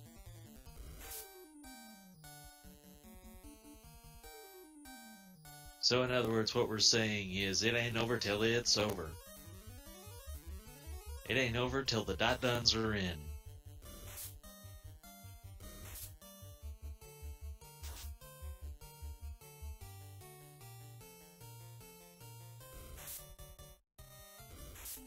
Because meanwhile, over there, Quicklit invested a whole lot of time into leveling up that black belt, and depending on the Temple of Fiends, that might cause you to get through a whole lot faster.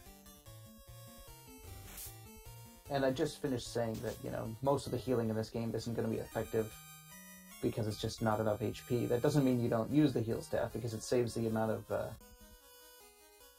heal potions you're going to be busting out after this battle, because you're going to keep everybody topped up throughout this place, and that takes a long time, 30 health at a time. So the heal staff in battle does let you heal everyone you have standing. Got to love those heal potions in the first column, where you can just up and click. Up A, you're healed. Brilliant. And Split Punch has done a good job of keeping things like, he's got 1 tent, and if you're wondering why does he have 1 tent, that's so that if he needs to, before he went into TOFR, he could use it to make that spot in his inventory disappear to shuffle the heal 1 space over. So he was always kind of planning, I bet, in mind, what key items do I have, where does that push the heal potion, and what can I do to get it on the left column. One of those subtle little things, but it can make such a difference for you. So we saw Lit 2 out of Lich, but nothing too scary. There's good news and bad news in that. About to get a look at Carry 2.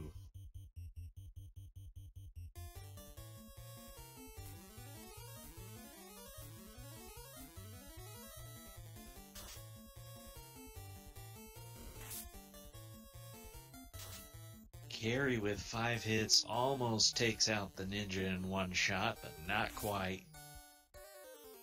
If anything, that's almost what he wants, He's not too worried about the ninja, he's using him to fire up a heal staff at the start. He's got life too, in the... It looks like this Carry has got some absorb. She's taking the hits, but not a lot of damage.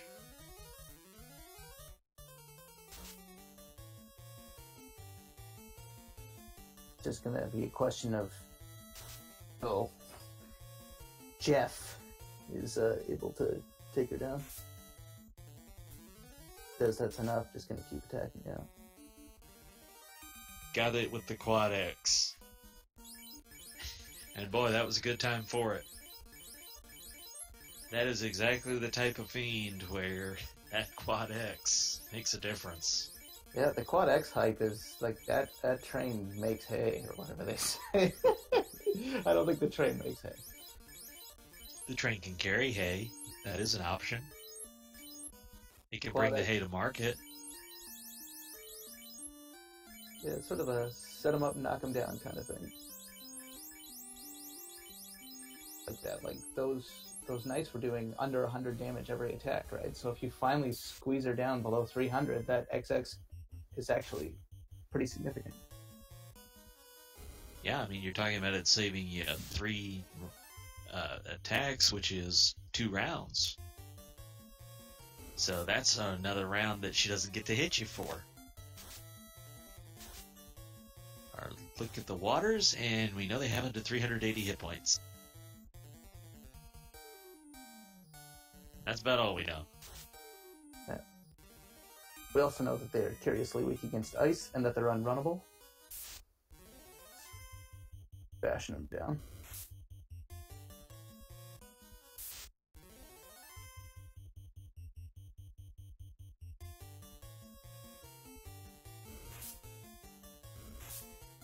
So we are about to get... And that was something... That Artia is now working his way down to FFR as well. Arte with a little bit higher levels. Don't think he has... He didn't get the Power Gauntlet. He did get the Ribbon, so...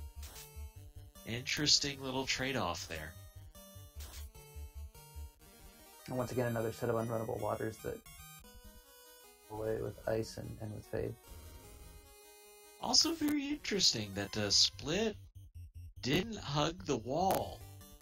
And that's important because it doesn't increment your encounter. So when Artea gets there, just hugging that wall could save him a fight.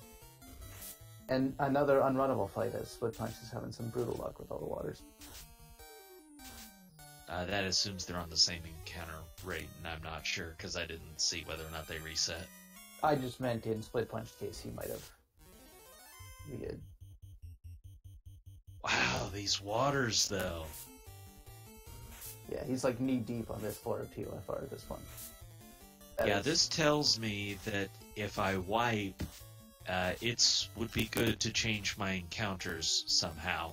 I might take a few on the overworld before I go into Temple of Fiends and move these fights off this floor. But for right now, you're committed. That's just something. Those spells that you in the run that you forget to plan B. To be tough enough to tank all those fades and ices, so he's burning through charges too. The good news is, I think that he's made it to the end. Well, but his heal supply is dwindling. He's down in the 30s now, and still has, oh by the way, Kraken to go through. Does he have heal 2s? Life 2, because Life 2 is the greatest of all cure spells. It does, but you have to both lose the party member and live. It looks like Dano might be coming back to play. So, Kraken gets a new, what do you call the dummy that they practice on? Huh. Training dummy? I don't know. I don't know what to call him, but that's about all Dano's gonna do. Dead since the last time Garland walked the earth. He wakes up, he's like, guys, where am I? 7 hits for 400 damage against somebody with no armor is actually not the worst you could see. With the Invis 2s stacked on and a lot higher hit points and armor. I don't know, that was absolutely spectacular. Keeping a level 1 guy dead the entire game, only to bring him back to get one-shotted by Kraken 2, I think that was wonderful. Yeah, I don't think this Kraken is actually going to be too scary, though. I mean, the number looks big and impressive against the level 1, but when you factor in the no armor... Sure. And all those evades on now... I just feel a bit bad for Dano. Artea, on the other hand, did do the Life 2, his greatest heal spell. Killed Bert, I think, and then had Adam bring him back. Just a construction crew over there. Kraken is down. Split Punched is on to the air floor. Looks like he's able to do this possibly all the way to Tiamat without an encounter. Artea takes down Lich. He got nuked by Lich, so that's one of the nukes taken care of. It didn't do too much to him, a couple hundred, but he was able to finish him off after that. Alright, Split didn't see that, so he doesn't know where that nuke is and has to worry it could still be out here.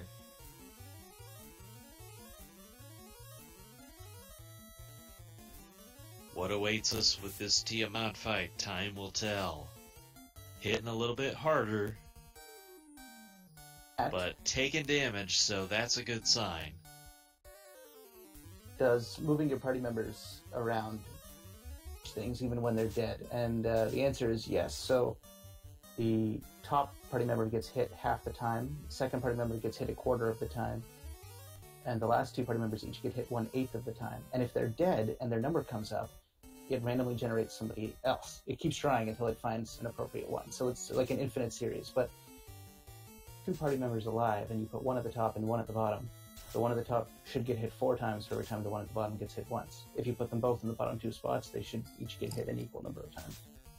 Wow, the hit points on this Tiamat, he was close to being pretty bad. He took a lot of damage. By the way, we have unfortunately lost another runner. Sun's Out, Guns Out has withdrawn from this race. Tiamat had low absorb, but he had a lot of hit points. And if he had wrapped around to another nuke, that could have been bad. Oh, by the way, the worms have fired 3. Yeah. So Split Punched is rolling with the Life 2 is best cure spell strat as well. With Death here. Yeah, I think that makes a lot of sense. Yeah. Play, and it right is something. The monsters do your job for you. Yeah. Remember, one night, stick him at the back, move the guy you want dead up to the top. Doesn't take long, he's dead, and then Bob's your uncle. Did you say Bob's your uncle? I did. Okay, just making sure I heard that right.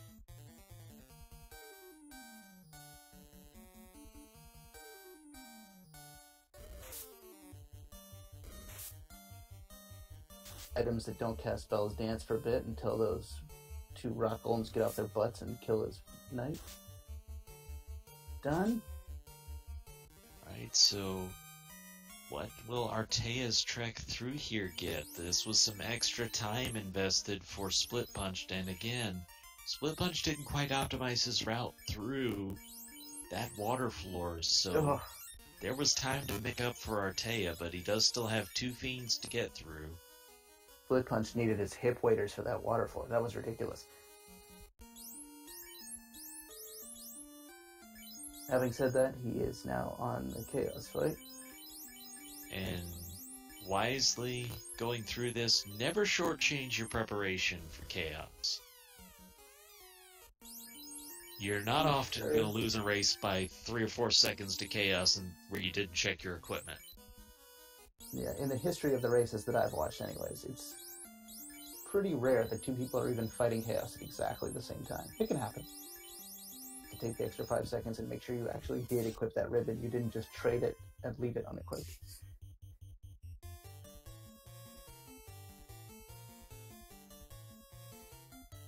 He's got Dano alive, but down in the last spot. I wonder if he forgot to reorder his party. Did he give him something to cast? Fire 3 is going to take care of Dano, though.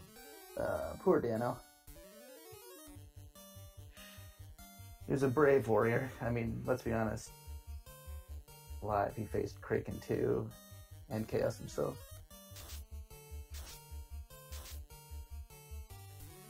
So far, not scary from Chaos. He's using some elemental spells that just aren't going to do a lot of damage to this party. Yeah, at this point, Chaos's best chance now is if he has a ridiculous absorb and evade and cure 4. He can make himself a real nuisance, no doubt about that, but Ink is not going to be it. Very good hit damage for Split Punched. Tornado comes out to play. Heal helmet strats. Heal helmet and heal staff. Looks like he's doing double support to keep Jeff alive, swinging with that Masamune.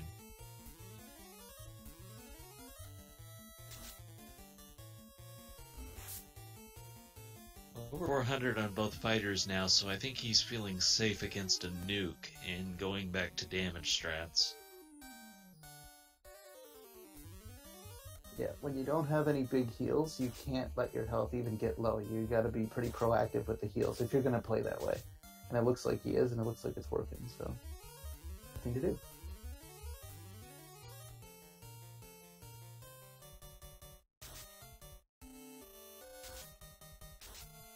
Bane coming out from Chaos. That could have taken one of his people down, but it didn't in this case.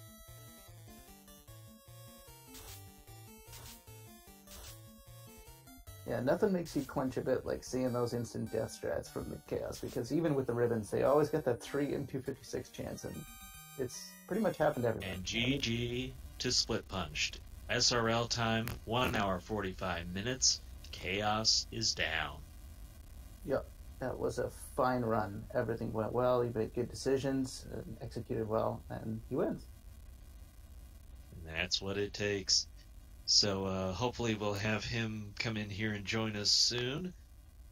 While we're waiting on that, Nitz, what do you think? Your first winner on commentary. I had a nervous moment when you dropped out, and then we recovered. And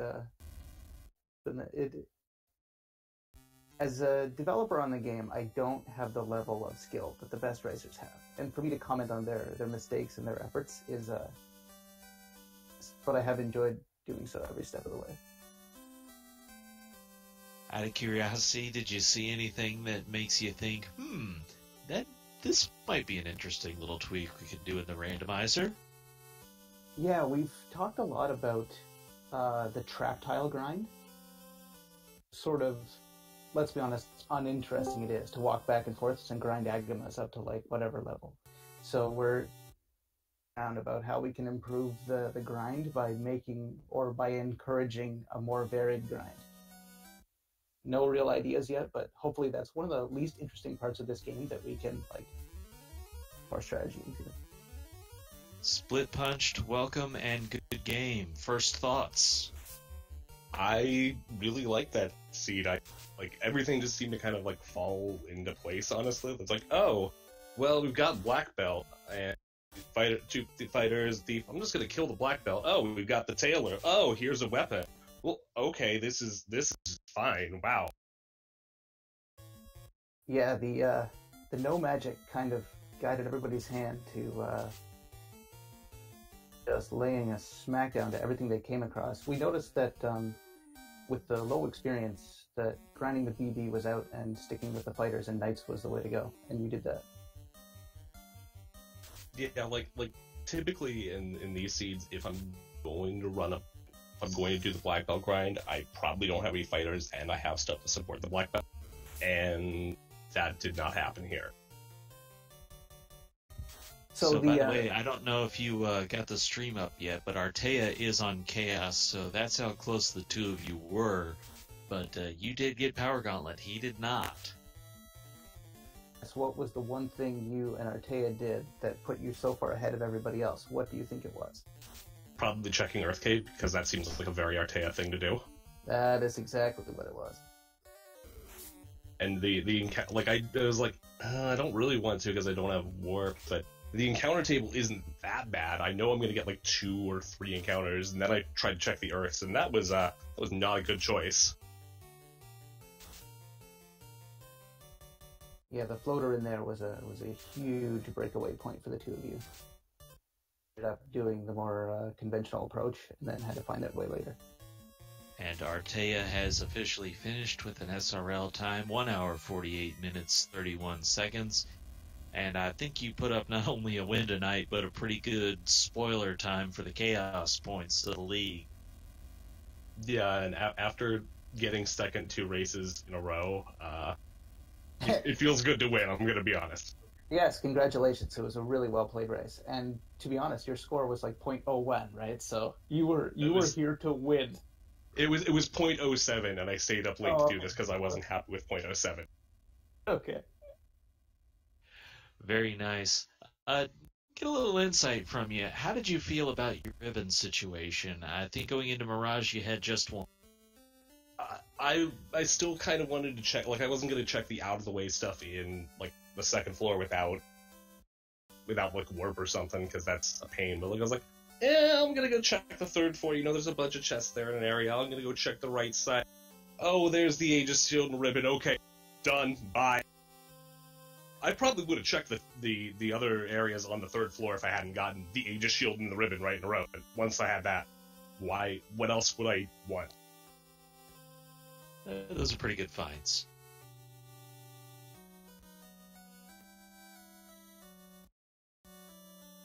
Some other coming in now. Hoping that Artea is going to join us in here for a few post-race words, but haven't heard from him yet.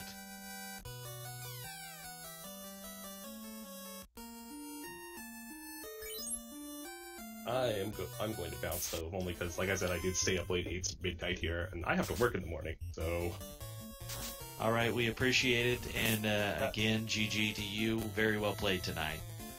Thank you. Have a great night here. All right, well, we have a few other racers who've decided that they're not going to continue on, perhaps in part based on where they were to this one, and Artea should be joining us in a little bit, not right away. This is one of those situations where you look at it, and if you say, hey, it's going to take me 20 minutes just to get to Temple of Fiends, then maybe it's a situation where you decide you don't want to finish this one out. Yeah, his time in the 140s means that if you take, 2.5 hours, you're not putting up a very good score. Yeah, you might already have, you get a better shot tomorrow, or you might even have a better score for some of the people at the top.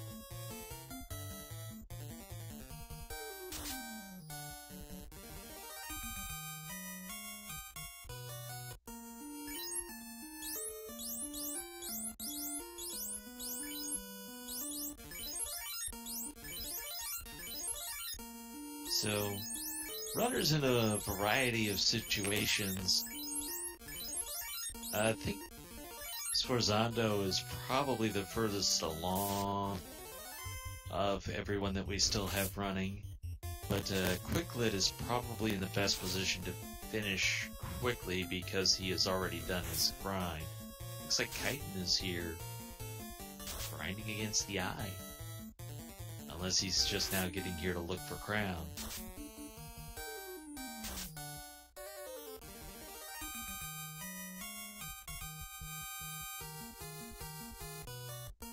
Yeah, this was a bit of a choose-your-grind kind of situation, where there was definitely a few different ways you could do it, especially with the ninja having Saber, and good old trusty Black Belt.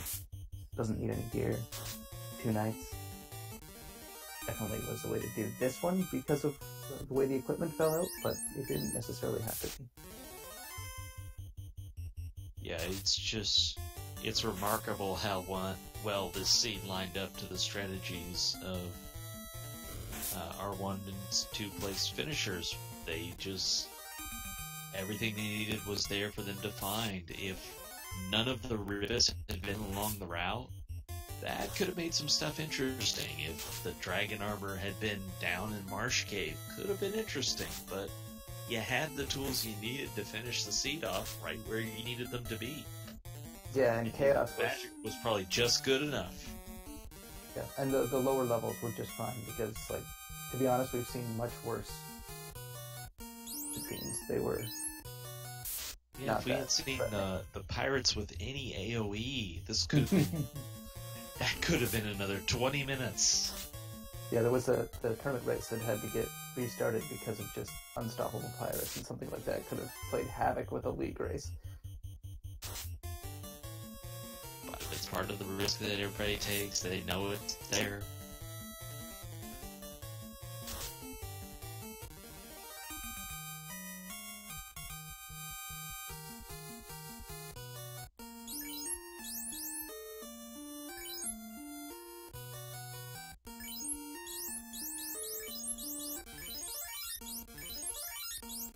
Question from the Question in chat: where was the slab at? The slab was in Volcano Garden with the Red Dragon. Yeah, the old Red Dragon chest. You kind of have to check. It's really out of the way chest in fire, and there it was. It's not even that far out of the way. It's just guarded by 2 trap tiles. It looks like Ed Figaro has just finished. He is our third place finisher with a time of 1:4:39. So, I was just checking on some of our other runners and saw his ass, and all of a sudden he's done.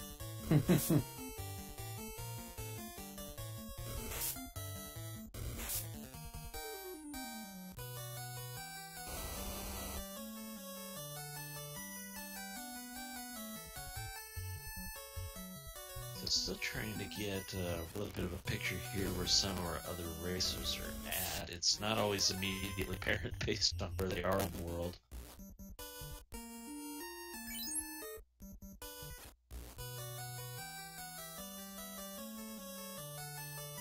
Terralyn is in the Mirage Tower. That looks to be Fiend number 3 of 4. I imagine Earth Cave is the last one, though. Mm-hmm.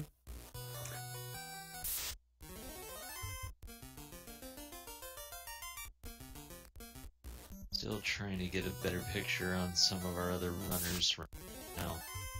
Kaiden is going in to the ice cave. I'm not sure what he's after. Maybe he didn't get crowned yet. Drumbordus has just translated the slab, so he obviously has not been to Mirage yet. That leaves Kabesh? Not quite sure how to say that. Who's about to go into Sea Shrine. And Sho is in the waterfall. I'm not sure if that means he's already done Sea Shrine or still needs to go there. Welcome whoever is joining us in Good Game. Ah, it's Artea. Oh, and Edge. GG Artea. GG. Hashtag roguelike crew. What was that? Edge, Split, and I have this theory that roguelike players are usually the most consistent. Ah. Yeah, you guys like ran away with this one. The early dive to Earth was a big play for the two of you. Not sure what everybody else did, but I mean, my logic was I'm level 4 with what was it, sabers or short swords or anyway, like no weapon worth a damn. And then I get to Melmond and they're pro rings, so well, just dive into Earth and try to pick up some money and some levels and then keep going. Yeah, and you knew you could get out with probably 2 fights. Yeah, and worst case, well, there's the, I tried to go kill giants even if after picking up the floater, but they were a bit too beefy for level 4 fighters with no weapons. You make it seem like you just narrowly avoided. No, then... well, you know, it's try it out, and if it works, it works. You get some gold, you get some pro rings. But in the end, it didn't matter, because the floater led you to, like, the Knight Starter Pack, which sets you up for the rest of the game. Yeah, the Sardia Islands also had the tail in there, which... And the adamant. Yes, for sure. Yeah, it's funny how the seed can immediately make a commentator look foolish, like when I talk about, well, you have to make a decision with the tail. Do you go do it now? Do you maybe wait to see about your black belt if you're going to level? And then you find adamant in the next chest and says, well, there goes that theory. What's a black belt? That was the Dan. Dano! Right. Yeah, I danned Dan at level 2 and never looks back. Artea brought him back a couple times to... No, everybody got to 6, and after that they just died, and I never bothered pressing anybody. Yeah, no, I got mixed up. I apologize. Split Punch brought his back a couple times against Kraken and against Chaos just to watch them get lamb-basted. It was entertaining.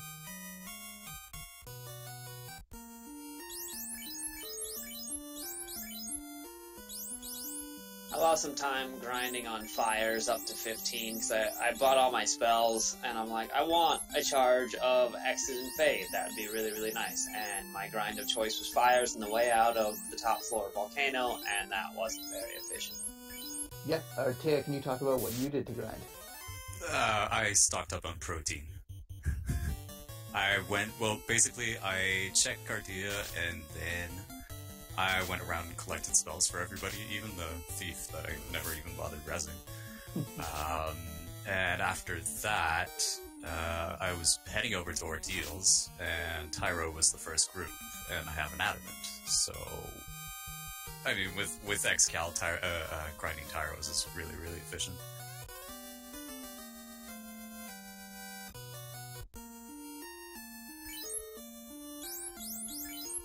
Yeah, it gave us a good opening to talk about the hard reset strats to keep reusing the same encounters at the beginning of the table, and it worked really well. You and Split Punch both did your overworld grind. Yep. Which was... And since we got the tail at such a low level, the Knights had 4 charges of Fate really early, and after that you just didn't need anybody else. Did you ever find a ribbon? Yeah. Actually, what probably cost me first is I went shopping for a second one in Sky. You missed it. There was one on the bottom floor, or the second floor of Sky, that I think you missed out on. Yeah, I missed that one. Definitely. There was another one on the 3rd floor on the right-hand side, I think. It was either top or right. And there was a free one in Sea Shrine on the way to Kraken. That also had the dragon armor in it. That was a pretty key room for the night too. Yeah, that was really nice. No, dragon armor was in the waterfall, but there was a noble armor in there somewhere as well. What was that? Was it the Aegis shield, perhaps? Possibly, yes. Yeah, Aegis Shield, I think, was in Sky. Yeah, I think it was right beside the ribbon there in that one room. Yeah. So the equipment in this seed was pretty friendly to the Knight. I mean, if these things had just been in one of those out-of-the-way places like Marsh, we could have seen a very different seed play out. Oh, this was definitely the definition of a God Knight seed. The low EXP kind of guided you towards Knight, and then all of the gear just reaffirmed that it was the right decision. That's not always the case, but just the way the seed plays out, Knights were very much the way to go. The thing about Knights is they don't need levels to be good. They just need gear. And after you get the gear, they also scale absurdly well. Not as well as a black belt, but you don't need 40 levels on it to do damage. Were you nervous at any point in TOFR with some of the high absorb enemies, or did you feel like you were pretty well equipped to handle it? Not at these scales. Not very scared about it. If somebody did have super high absorb, I could have just either toughed it out or taken the wipe or reset out, and I had a vorpal sitting around, so that wasn't going to be an issue. So, random question, how about those vampires with Cure 4? I never even saw that. Just one of those amusing things that came up. I think I saw exactly one vampire. And then you quickly said bye to him. Yeah. The vampire. He's the one that ravaged the town of Melmond, and I mean it's still ravaged to this day.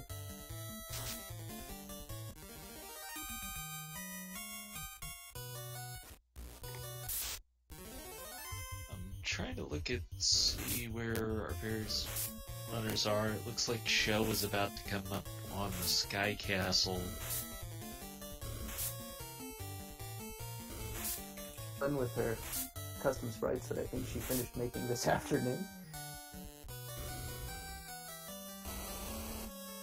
Becoming more popular now. Basically, the floodgates have been opened to modified sprite sheets being used before the randomizer being applied, so the rules, such as they are, as long as the new sprite sheet is not like as long as it's staying true to what the classes are supposed to look like approximately, that anything goes, and encourage people to have fun with that. So a good question from Czar is, what did you think when you saw this roll party and no magic? Or no immediate magic, anyways. Fighters are awesome. Yeah, fighters are broken. I'm pretty used to running really wacky parties, so that wasn't really an issue for me. But I mean, it could have gone a lot worse and taken a lot longer to get through. Yeah, Question in chat, did anyone find Power Gauntlet? Split did find it because he checked different chests. It was in floor 2 of Mirage. I found it too.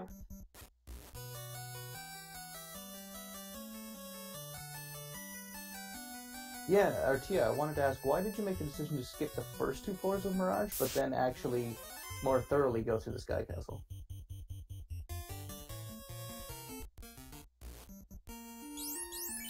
Folks, get the hype out. We have a war mech sighting.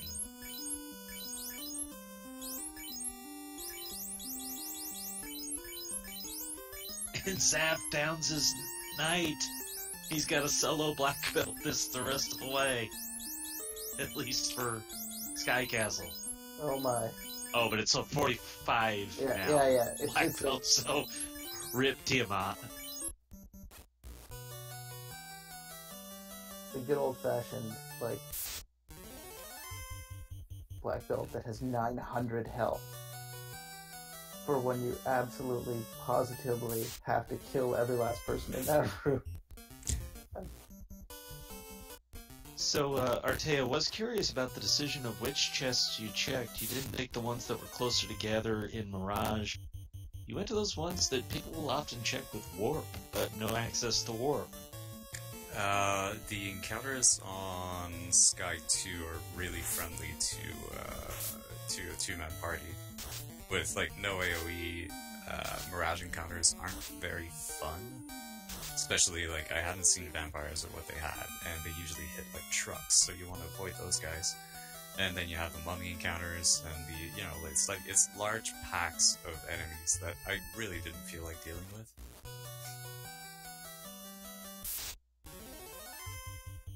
Meanwhile, an eye is going to go down pretty quickly. That's what you have to get. Do you Fair feel you enough. made it... Looking back, do you feel you made any mistakes, or...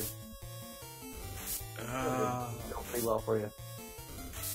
It went fine. I mean, I finished, like, within the range of RNG of Split. I could have played that better. I definitely took a few too many encounters that I didn't need to. But on the whole, I mean, I'm pretty happy with that. I would ask somebody who came second if they made any mistakes, but, like, you did finish, like, just right behind them. And it looked like the two of you had, like, almost precognition about what to do, but it mostly stemmed from the fact that the dive into Earth was a big choice for you both to make, and it kind of led you to make decisions after that. Honestly, like, the only other dive I could defend would be Marsh with super early TNT like that. No real weapons, no real gear, no money, no nothing.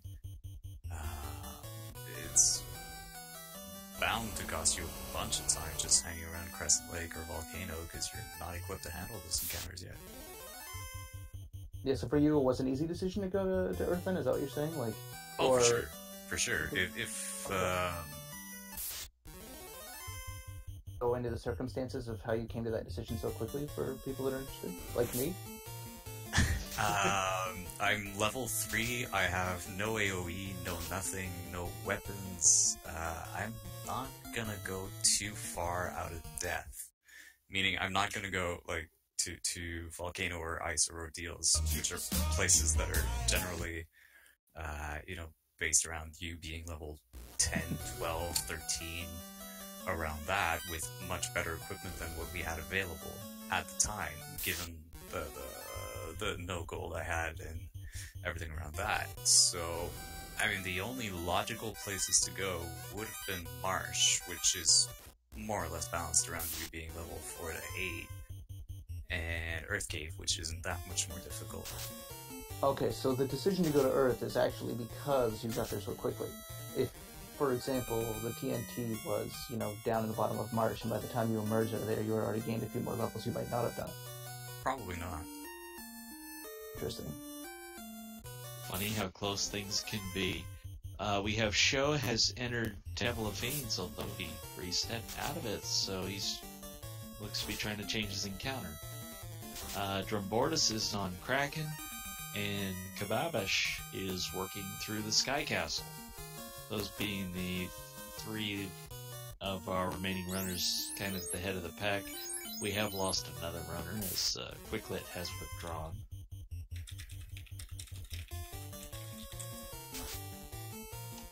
I made a big mistake when I went to Mermaids and then didn't finish Sea Shrine.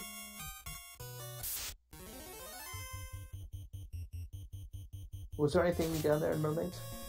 Mermaids was garbage. Mermaids was trash, and I find waters that hit me like a train. So I'm like, well, in a couple of levels, my ninja's going to get Ice 3, and that's going to make waters easier. But if I go to Kraken first, which I wasn't entirely comfortable at that level, but if I go to Kraken first, I get the ribbon, and then I'm not searching for a ribbon. That's what I spent 7 or 8 minutes doing. Sho is getting the business end of the Frostwolves having poison. They've put 2 of his parties to stone. Oh, and apparently the Giants had Squint too, so this party was just all kinds of fun. Tiamat sighting for Kabash. Kabash?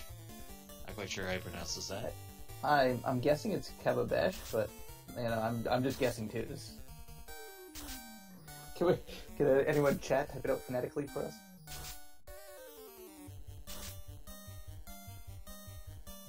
Actually, I'm curious if Sho is going to revive those people or leave them as statues, and apparently statues it is.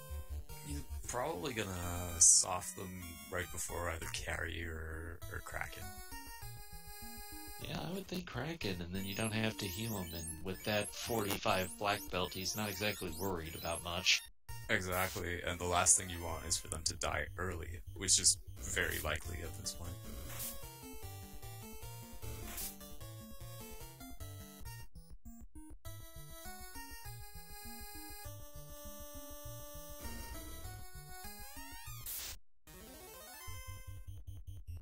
Carolyn begins the hero run. Makes it to Tiamat.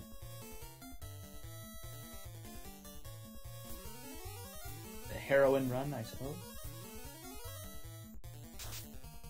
Does not sound great. Kappa. The Bash is silent. Thank you, Intriguero. I'm sure that's...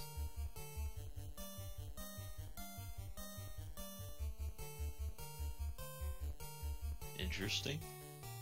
Oh, by the way, if we didn't thank Czar for doing a wonderful job tonight with this restreaming and these runners in and out, then let's do that now. Chad, how about a big round of thank you, Czar? And also thanks to Randomania for hosting us tonight. Take care of some business there.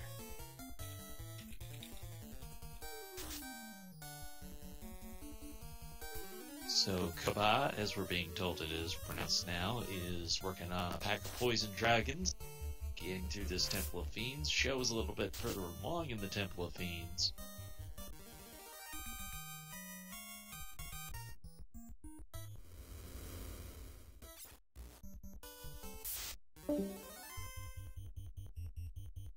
And Sho is soon to face Lich number 1, Lich number 2. Hey, it's 1:30 a.m. I'm tired. Lich number whatever, line up. The Lich had nuke, but other than that, probably not enough health to be much of a concern.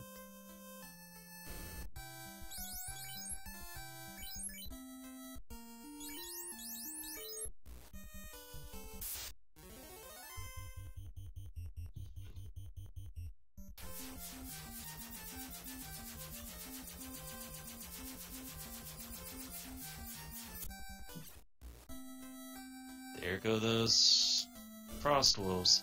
3 party members turned to stone, so I'm guessing Kaba only has the one ribbon. And this is going to take a while to slug through this.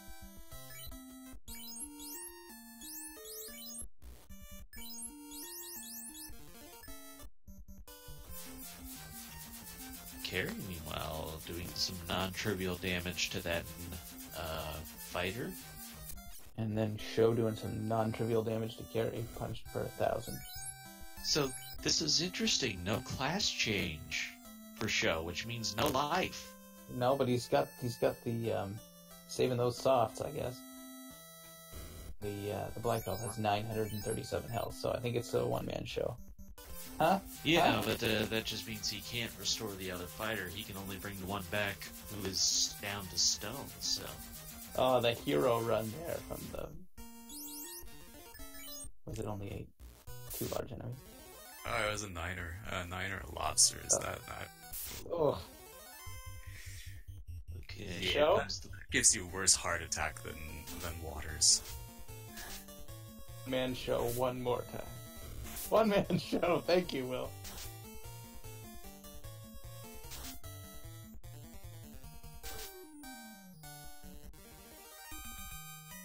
Got the white shirt in play, though, so that'll help defend. You don't want that Kraken to do all kinds of nasty damage. Somehow one-shot the black belt.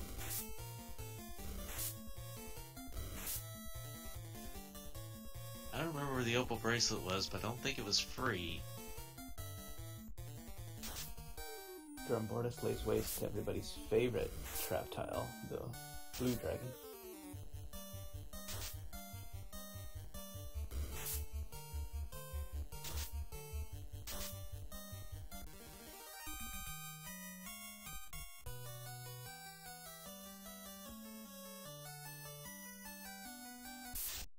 Show going for the Bane strats. I gotta respect that. That would have been pretty special if, like, you do 1100 damage with the black belt and then finish him off with poison smoke.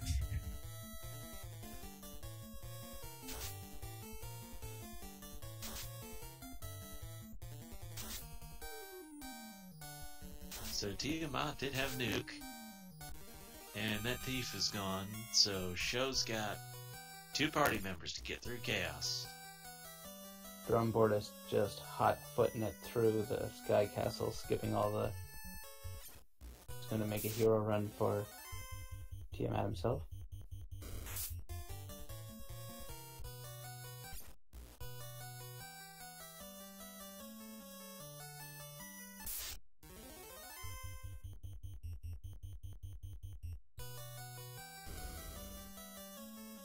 Kaba is working the way over to Lich. Right Show now. is trying to get past some more heirs who don't want to cooperate. They're the only elemental you can run from. There we go. Show does just that, and then immediately gets in another fight with them, and then runs from there.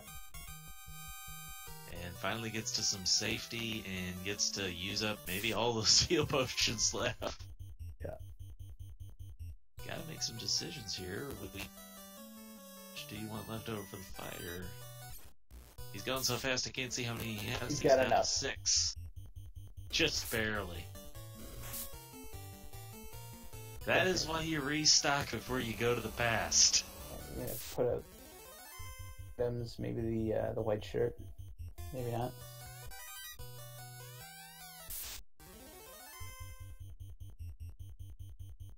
Apparently Lich had nuclear. Yep. I thought he had nuke, so slight Maybe difference. both. Oh, Or maybe maybe he had both?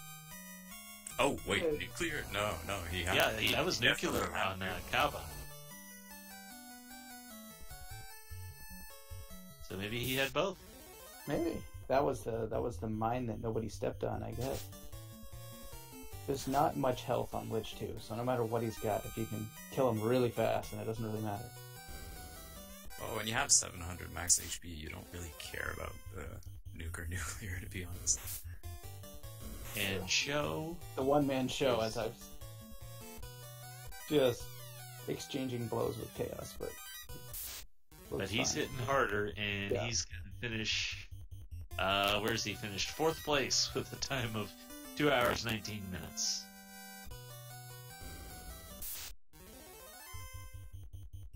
And he adds his comment to the chat that Files was the real winner. So there you go, Files. Somebody who agrees with you. Yeah, and that was the other strat, the good old-fashioned grind the black belt, and it does take longer on the lower experience boost, so that's what happens. Yeah, but we're talking about a race with 16 runners, and he finished 4th with that strat, so yeah, it paid its dividends. And I don't know if he didn't dive right away and get the floater either. Like, who knows how much time could have been saved if he had stuck with the black belt strap but still found the floater sooner.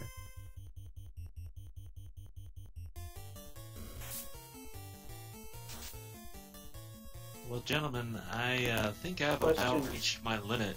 Zara, I'm not sure if you want to take over from here, or maybe Artea would like to stick around more. Oh, I need to go pass out. Understand fully. Yeah, I'm working on like 28 hours now. I really need some sleep. Alright, well, thank you for joining us, Artea. It looks like Zara is going to take over, so everybody, you got that to get hype about. I'll say thanks again to everybody for watching. Show some love to the runners. They put on a great show for us tonight. And good night, everybody. And thank you, Trinton. Yes, I want to thank you for pleasure. helping me walk through my first commentary. This was fun. I hope to do it again. And you actually took a lot of the stress off for me, so that's great. Thanks a lot. All right. Have a great night.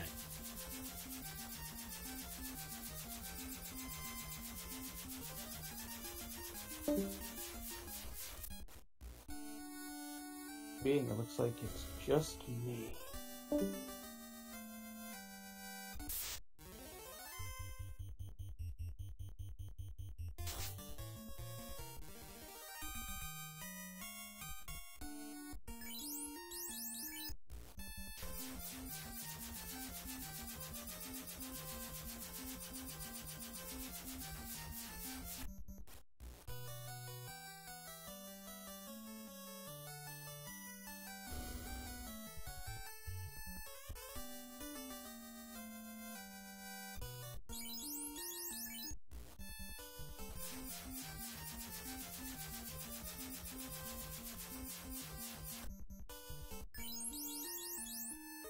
Yeah,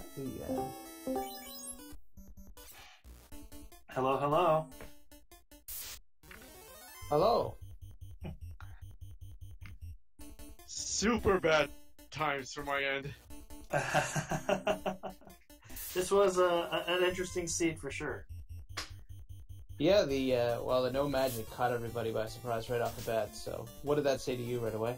Well, I figured that this was going to be a definitely like level up my fighters / black belt sort of thing, and seeing is where like, you know, who finished, was it? God, Split Punch took this Split one. Punch, like where he finished. I figured that from where I was, that Topher was going to be fairly simple, especially because I leveled my black belt to 42. Yeah. So, what on say grinding the fighter and knights versus grinding your black belt? Well, I was gonna grind the fighters anyways, just so they could be tanks. I went to ordeals first. That kind of paid off with the early Masa, and so I grinded on zombie dragons, I think to like 15 or 16, and then I went to Volcano. Found out Agamas had Stone Touch and hit really hard, but the red dragon was grindable, and I just spent a lot of time getting my black belt to 42, just because fast wasn't available, I don't think. No, it was not. Yeah. And so, even with the class change, you know, I was like, well, not sure how the boss is going to roll. So I opted to play it safe and do that. Of course, I had to make 2 trips into Volcano to get out and then back in. And I ended up, I think I only did to 32 or 33, and then I went to Ice Cave, where I got the crown, and I finished grinding at 42 because the eye was really easy. And then headed into Earth. As soon as I found the floater, I think that's when Split finished. I was like, oh, okay. Yeah, we had Split in our guild in here a little earlier, yeah, and they were saying that they just sort of based on how quickly they got to Melmond was why they sort of decided they both dove into the first floor of Earth right off the bat and found the floater, and that's what kind of at that point. So anybody that didn't do that probably wasn't going to catch them, but you were actually pretty close behind for considering how much longer it took you to find the floater in Earth. Yeah, that first floor, Earth cave floater, which it's been more and more, but generally when I play, or a lot of past few races that I've done into my chess, the floater has been vanilla, so I've generally I gamble ice cave first, but no ribbons, which I thought was really interesting. But further back, like one of them was in Sea Shrine. They took a lot longer to find this time, which made the early game really deadly. Yeah, so but overall pretty solid. I can't complain with the 219.27, which is generally what I've been averaging about this first round seeds. They are pretty brutal, especially with the grinding options. I grinded because I got to Crescent Lake really early, and I opted to grind the giants because I could kill them, and so I did that to level 8, and that ended up working in my favor when I went to Ordeals. Yeah, Ordeals was a bit of a trove of treasures, including the Mass Moon there. Yeah, Mass Moon. I think the black shirt was there too. Why didn't I not gamble at Ordeals instead of Ice Cave? Yeah, what was in ice again at the bottom? Was it the crown something? Crown was in the incentivized chest. Crown at Ruby. Yeah, the ruby was down there in the chest, whatever that silver floor that is. It's competitions for the silver sword.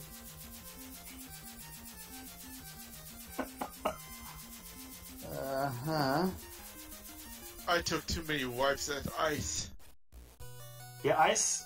Well, the race hit pretty hard, and I was glad I went in there at level 32 because I could survive it for the most part.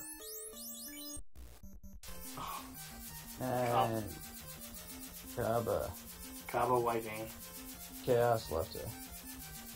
Right back in QFR again. Oh, he class changed. Yeah, wow. most. Where was the tail? I don't. It was right beside Bahamut, pretty much, like one island over. Yeah, I took Cardia Islands way early, so I knew Tail was there. Okay. In fact, was adamant in the same room, pretty much. So people that found it kind of made the class change right away, and usually stuck with Knights the rest of the way. Okay. Yeah, that which would have been awesome because Knights had life 2, or could lend life 2. And they have Invis 2 as well, so I was like, it was golden for the Knights. Really good promotion seed if you managed to find the tail in Cardia. Yeah, once I saw like that, Split Punch had finished, I was like, well, it can't be too brutal if he's done already, and I'm assuming he went with just like he did the 2-fighter grind, like killed off the black belt and ninja or thief early, and probably grinded those two. We were guessing that's what he was going to do, and that's what Artea did, but Split Punch actually kept his ninja alive the whole time. Oh, well, which probably gave him a lot of runs later in the game, which was probably good. It probably did, and it also gave him a few casts of Ice 3 and some other things that he was using. On the water floor, he ran into like pretty much 4 or 5 consecutive fights against waters, which is ridiculous. Okay, because I had a pretty free water floor, which was lucky, I guess. This was awful, and he was just plowing through it with like charges of Fade and Ice 3. So. Oh yeah, they'll do it. Yeah, just a picture, yeah. Yeah, I think I was the only one who didn't class change. It looks like. Did anyone find the black shirt? Black shirt was in Ordeals. Because I had it pretty early on. I had white shirt. That's all I found. Yeah, white shirt was... Where is it? Was in one of the Crown Lock chests, I think. No, it was, I believe it was the Titan's Cave where I found it. Maybe, yeah. I remember. But I figured Artea would do the double fighter thing. He's really good at it, especially, Yeah, and so obviously it worked out because he got second and was only like a few minutes behind. Yeah, he was very close to Split Punch. They could have just been, the luck of the draw in that difference between them. Meanwhile, Kababish fighting through some frost, wolves, and giants. Yeah. Oh man, Kraken being a jerk to Drimbordis there. I think for me, having the two players that were stoned after the Frost Giants or Frost Wolves cast poison or whatever, that was actually quite beneficial because it allowed me to keep them alive for the end game.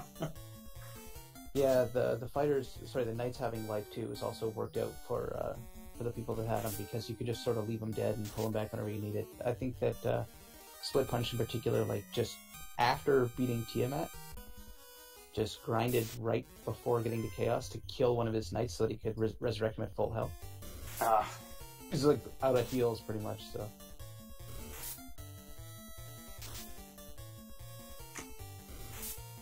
And here Drumbordist using Saber on his... Oh no, you thought about it, but you didn't. Oh yeah, man. I'm glad I left the white shirt on the fighter that I did because when I brought that fighter back to life, that person had the white shirt. I didn't want to look at my armor menu because I didn't want it to go back to, resort. Oh man, Trump getting hit with the nuke.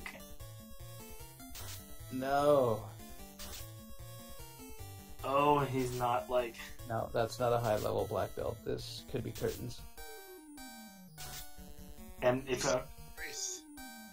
my black belt wasn't high enough, like if it wasn't 46, like where I was,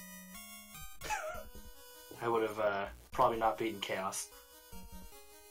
I was actually thinking of grinding to 250 during the ice cave because I was way behind. Had you not killed the fiend yet?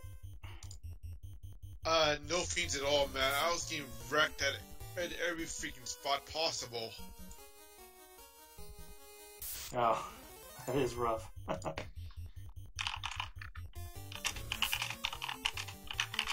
There's one more runner remaining off stream. Says Sardia, Salty Fry, who will get in here when we have an opening. Fish beats Lich 2 again and begins the descent.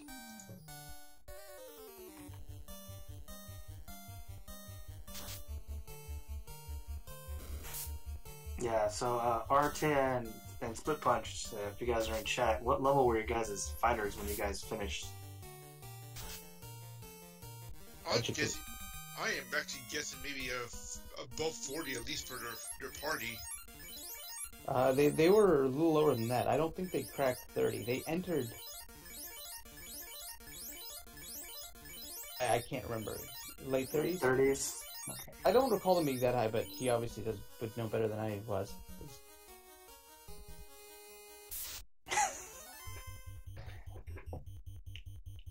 Entered Topher around 27. You got to your late 30s? Jeez. Yeah, I think they were closer to 30. Wow. But like fully kitted out, he had the Dragon Armor, Aegis Shield. One of them had a ribbon. Massive Moon Excalibur, very well equipped. So Hashtag Topher 2 man. That is correct. I'm actually surprised that I finished this seed as fast as I did.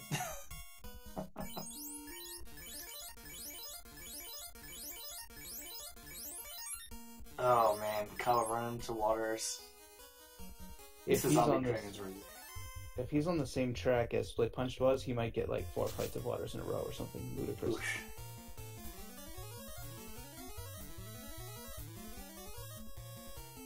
And Terraland should be taking care of business with Lich. He has, I think, Nuke and possibly Nuclear, but not much health. Okay.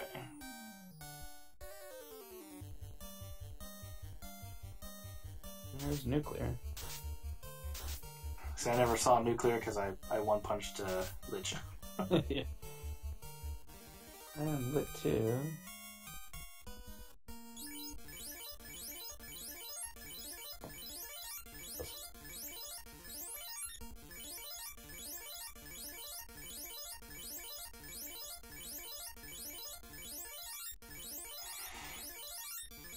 Yeah, Drum, I don't know if he's going to be able to get through it unless he's got some ribbons and some stuff.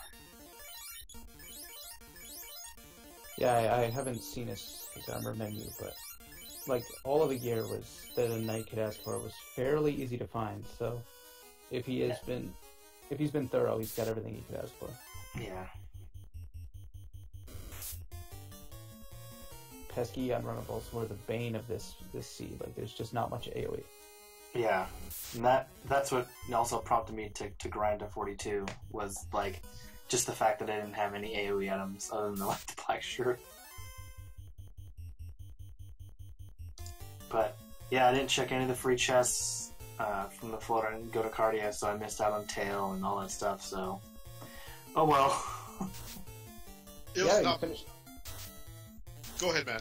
I was gonna say you finished quite well for not doing so, because like the adamant was there, and that's obviously a pretty big deal. And I mean the tail too, with all the life 2s and all the magic. So yeah, I just decided why not, YOLO strats. An unstoppable black belt can never be overstated. Like, it always works. It doesn't require anything. That's true. And if anyone, I don't know if I was on stream, but if anyone was watching me, I did kill a war mech who wrecked my party, but I killed him first. How bad was Warmech? Warmech got nuke off and killed most of my party, and he had about 2,500 hit points, because it took me 4 rounds to beat him, and I was doing about 600. So once I saw Warmech, I was like, well, he's probably going to murder off my party, but I'm going to kill him. And I ended up getting like 2 levels from it, which was really cool. Kaba back to Tiamat again. See, he's leaving his thief dead. More like stoned. Stoned, yeah, that too. Yeah. Well, now at least he got the white shirt off, which will be good. Oh, That nuke. Well, at least it didn't crit. it's taking a beating, but the black belt has tons of health and to spare. Yeah. And if he leveled high before he got the class change, then he has a lot of magic defense too, which is good. And that's it for Team 2. Of course, running into those high evade errors was really annoying after Tiamat. Yeah, and then right after that there was another fight of them, right? Yeah, but that one I had a chance to strike first, so I was able to run away. Oh, okay. So, alright, Kaba, round 2 with Chaos. Hopefully it'll heal up everything here.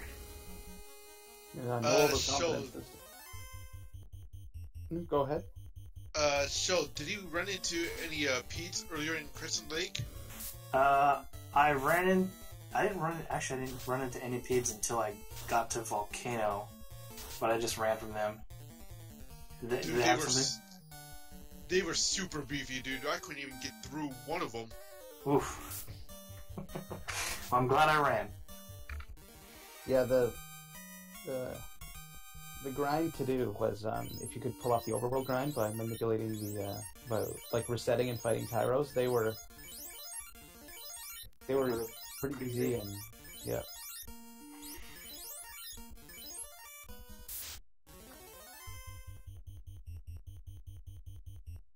Yeah, I got lucky. Giants weren't terrible, so that's 8. But then, once I found Masa, I did the zombie dragon thing. That worked out pretty well. Kaba laying a beating on Chaos so far. Good.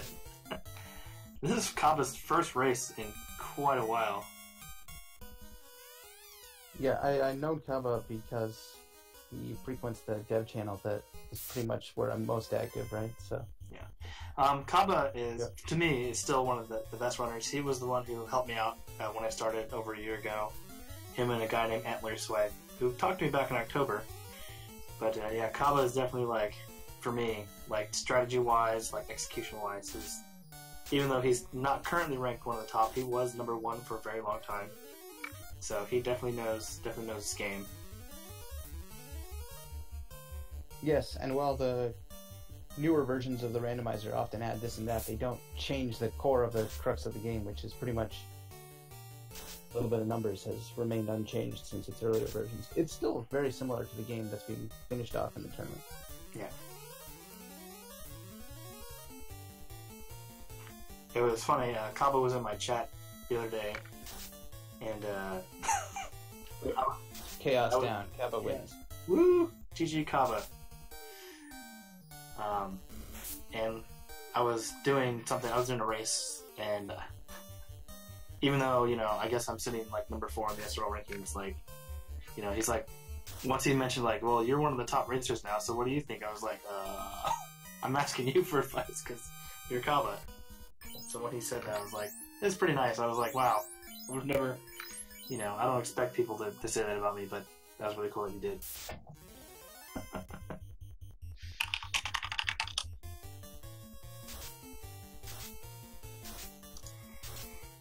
And now we might have room for Salty Fry if he's still going. In the top right, we got Germ Bordist, who is bashing away on another unrunnable group of waters, and if he has the same luck, it could be a whole bunch of these in a row.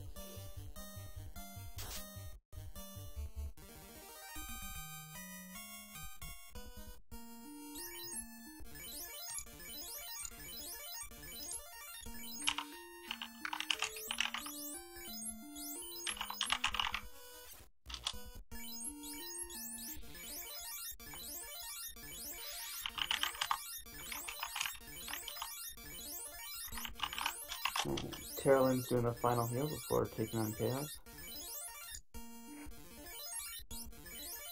She looks like she's got a pretty balanced party in terms of like leveling and stuff.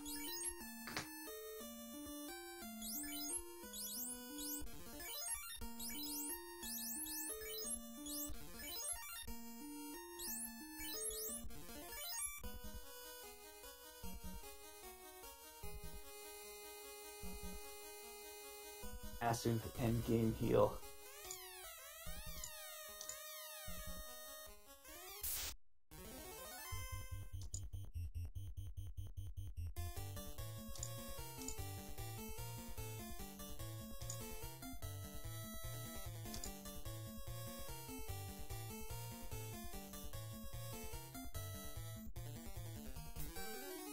Setting up the wall for someone that probably doesn't have a ribbon on.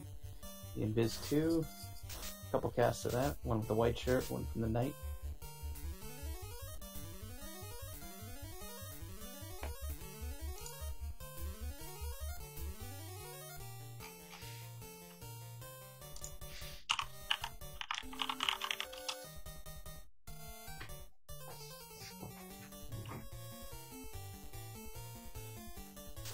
More Invis 2. Never hurts to be too careful. Most of this Chaos's attacks were actually not that bad. Although you can tell that to Kava. So I'm actually looking at the SRL leaderboard right now, and the 5 of us that have finished, Split Punched, Artea, Edge, Figaro, myself, and Kava, we're 3, 4, 5, 6, and 7 on the SRL leaderboards. That is quite a neat discovery for me, I guess. I don't know. I'm being nerdy. Who's first? Edge Figaro's number 3. I'm number 4. Split is 5. Art is 6. And Kaba is number 7. And who is actually leading it in second place? Don't shot. So, in terms of SRL points. So it'll be kind of shuffled around after this race, I'm pretty sure. There's those Bane strats. Plus with a little bit of secondhand smoke. Oof. Salty Fry. I am kind of worried about Salty Fry's party since he's down to ninjas and fighters. Question is, what's the level of those fighters? They're doing pretty good damage on Tiamat. Bane strats win. 3 out of 256 times works every time. Time to chug back some heals. Oh, his DPS He does is not. really low. To heal his whole party. I wonder if he has any charges of life too, if he's going to try and do the old kill him and res him. Doesn't look like it. I don't know. If he was gonna, he probably wouldn't have given him all those potions. Hello, hello, GG, Sterling. Thanks. No, If he was you gonna, he probably banned wouldn't have given him all those Chaos there. potions. Hello, hello, GG, Sterling. I also banned Kraken too. Oh, I guess I missed that. You banned Chaos there. That's the So way what to did do it. what did you do? I ended up grinding a black belt to 42, which obviously took a long time. I went to Ordeals first, which got me the Masa, which was a huge benefit. But I didn't have any ribbons, so I did Topher ribbonless. I managed to get all 3 ribbons, actually, and the dragon armor, and the Aegis shield. Basically, I was running around looking for the crown for dear life. Once I found the 3rd ribbon, I was like, okay, there's only 2 incentivized items left. The crown and the ruby, and I hadn't checked dice yet. So that was like the last place you went to? Yeah, I was hoping I could get by without it, especially after I found all those goodies in Temple Ordeals. Yo! From Boris down to black. Oh, a single knight on one knee. Not Hold looking- A to it. not That's what looking I ended good. up having to do. Whole day to win. But yeah, that got pretty insane toward the end. Yeah, so you class changed? I'm assuming that you class changed. Well, yeah, you class changed. Did you class change? Yeah, I was not gonna do big black belt strats this time around, so I was content to class change as soon as I found the tail in the airship. Yeah, I was hoping to find the tail, but I ended up didn't because once I saw that split punch had finished, I assumed that Topher was fairly easy, which it wasn't. But for me, my party where it turned out to be okay. My 42 black belt, I just pretty much one-shotted all the fiends. But I was so far behind because I did 2 dives into Volcano just to level to 32 for the black belt, just because I didn't see fast. I was hoping to get a class change for the ninja, and of course the life 2 charges on the knights, but I didn't. Oh Yeah. boy. It's really too bad the ninja didn't get anything really good. Yeah, Strong wins through Salty Fries party, takes down Black Belt. He's taking a beating. Your character's left. I'll admit I was shocked at that Bane kill. I'm like, oh crap, I needed that done. Hanging on by a thread. Well, Salty after Fries. after I saw all that evade, Did Chaos have high evade? I don't know. it was decent enough. My mass immune equipped knight with a couple power bombs was still only hitting once. Okay, because with the black belt being so overpowered, I was hitting him for like 500 or 600, so it just Yeah. took me a couple rounds. There was like what could possibly go wrong for the fighter level up parties, and it was more a question of crazy high absorb, something like that. And in the end, he wasn't too bad. If you were high enough level, you managed to cut through. But hanging on by a thread here. I guess Art. Oh, it's over. No, Oh no. it's rough, Salty Fry. Last continues. One last 2 to my own horn there, and that's the Be Kraken different. 2 kill. I was all set up for a Well, long slog, and Biz 2s, everything, and then first shot, thief goes, Bane, win. And nice work, by the way, finishing your sprite set ahead of this race, so you could put those ladies out for all to see. That's that you started that like last night at about this. Well, earlier than this, but last night and turned around in Yeah, 24 hours. So And I did all of it by hand. I wasn't importing anything Or if I was importing it, I was importing it into a second ROM so I could have a visual reference. Yeah, those sprites look really, really good. I wish we'd have got to see the hats. Yeah, when I saw the forced party, I was like, oh, we're in for a long night. And then it turned out to be probably one of the shorter R1 seeds I've done. Yeah, like I'm really surprised that I finished in 2 hours and 20 minutes. Yeah, all the wicked weapons were like right there, easy to find, and were just kind of meh. They didn't have all the deadly attacks. Cool. Well, I'm gonna step out. Thank you guys for having me, and everybody, make sure you follow all the runners, follow the commentators, you know, and continue watching these crazy league races because that's exactly what they are. So I'll continue watching the stream, and but have a good night, everybody. Good night. Night. I think I'm gonna do the same. I need to eat something. And chances are there's gonna be a salty run back at the end. So I'll catch y'all for that.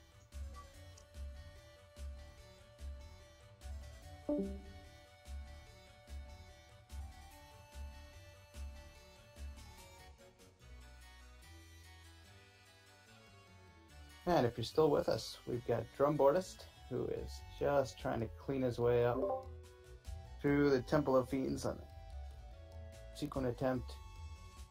It's been about an hour since Split punched first place time in the 140s. Short of 3.5 hours is good for a score. So he's still got time to make this worthwhile, depending on what his current score is. 2 with Nuke and Nuclear, but not much health.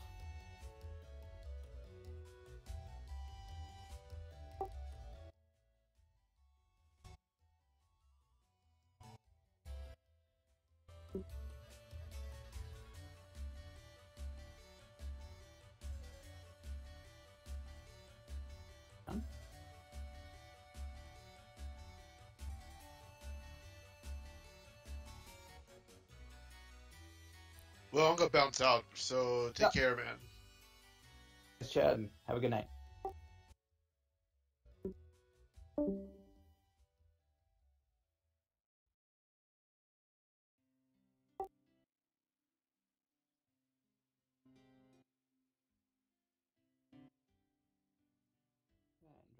Almost through the fire floor. Not too much to worry about in terms of unrunnables here. Put it to carry. He's going the distance. We got cake references, ladies and gentlemen. Hello, he's got a huge group of people cheering for him, which is really something for 2 o'clock in the morning where I am.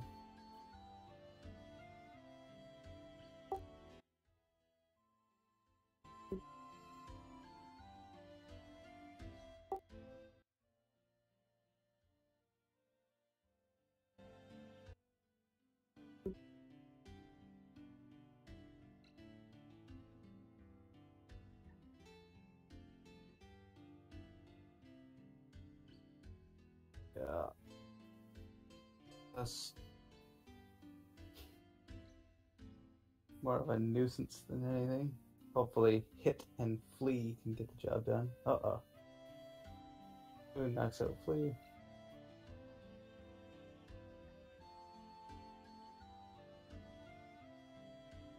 Yeah, Drumboardist is a fairly balanced party, so it doesn't really matter who's up or down. He should be able to finish off carry here.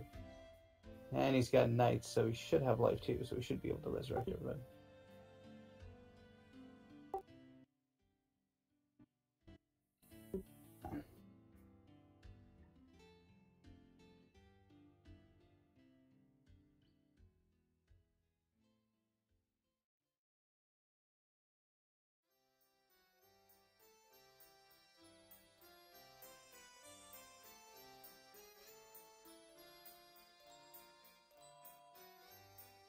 water floor has been a bane to some people. It's got a lot of unrunnable waters depending on where you are on the encounter table.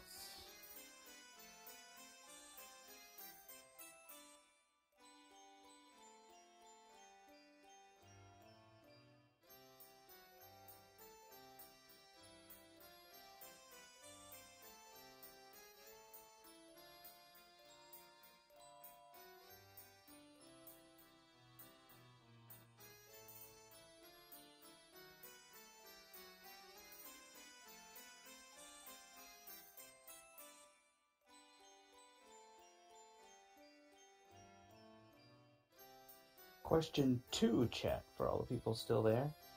It's been a lot of fun for me to comment on a game to an audience of people who, by and large, know more about it than I do. I hope I didn't embarrass myself too badly.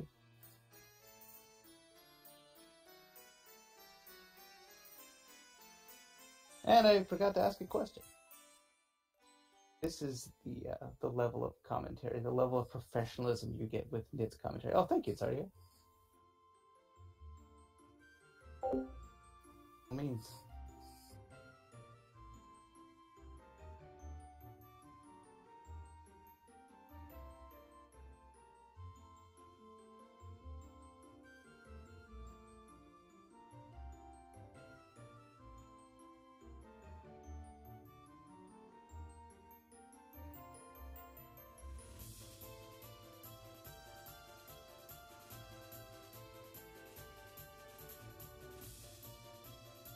The old cure for vampires. Some would say it's blasphemy.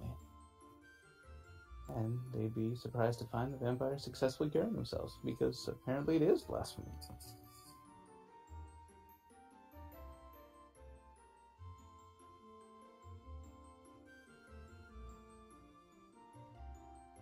And Drumboard is just trying to get to Tiamat.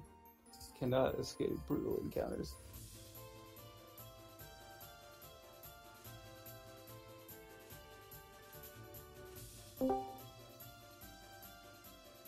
Hello. Hello.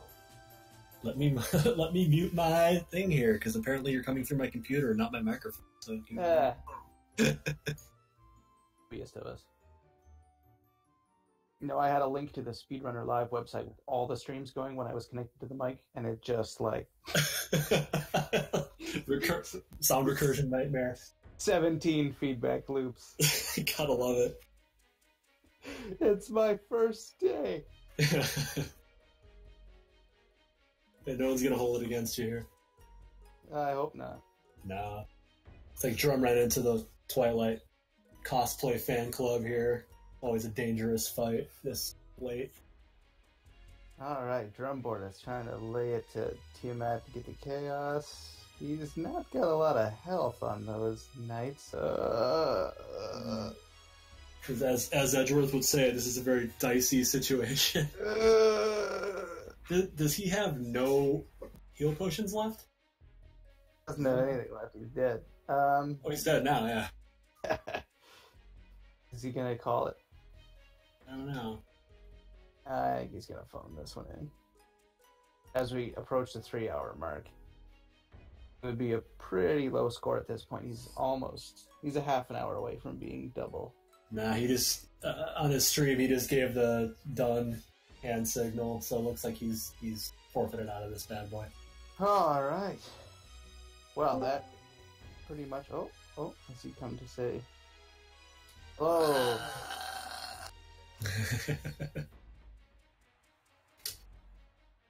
Credit for gutting it out to the very end there, man.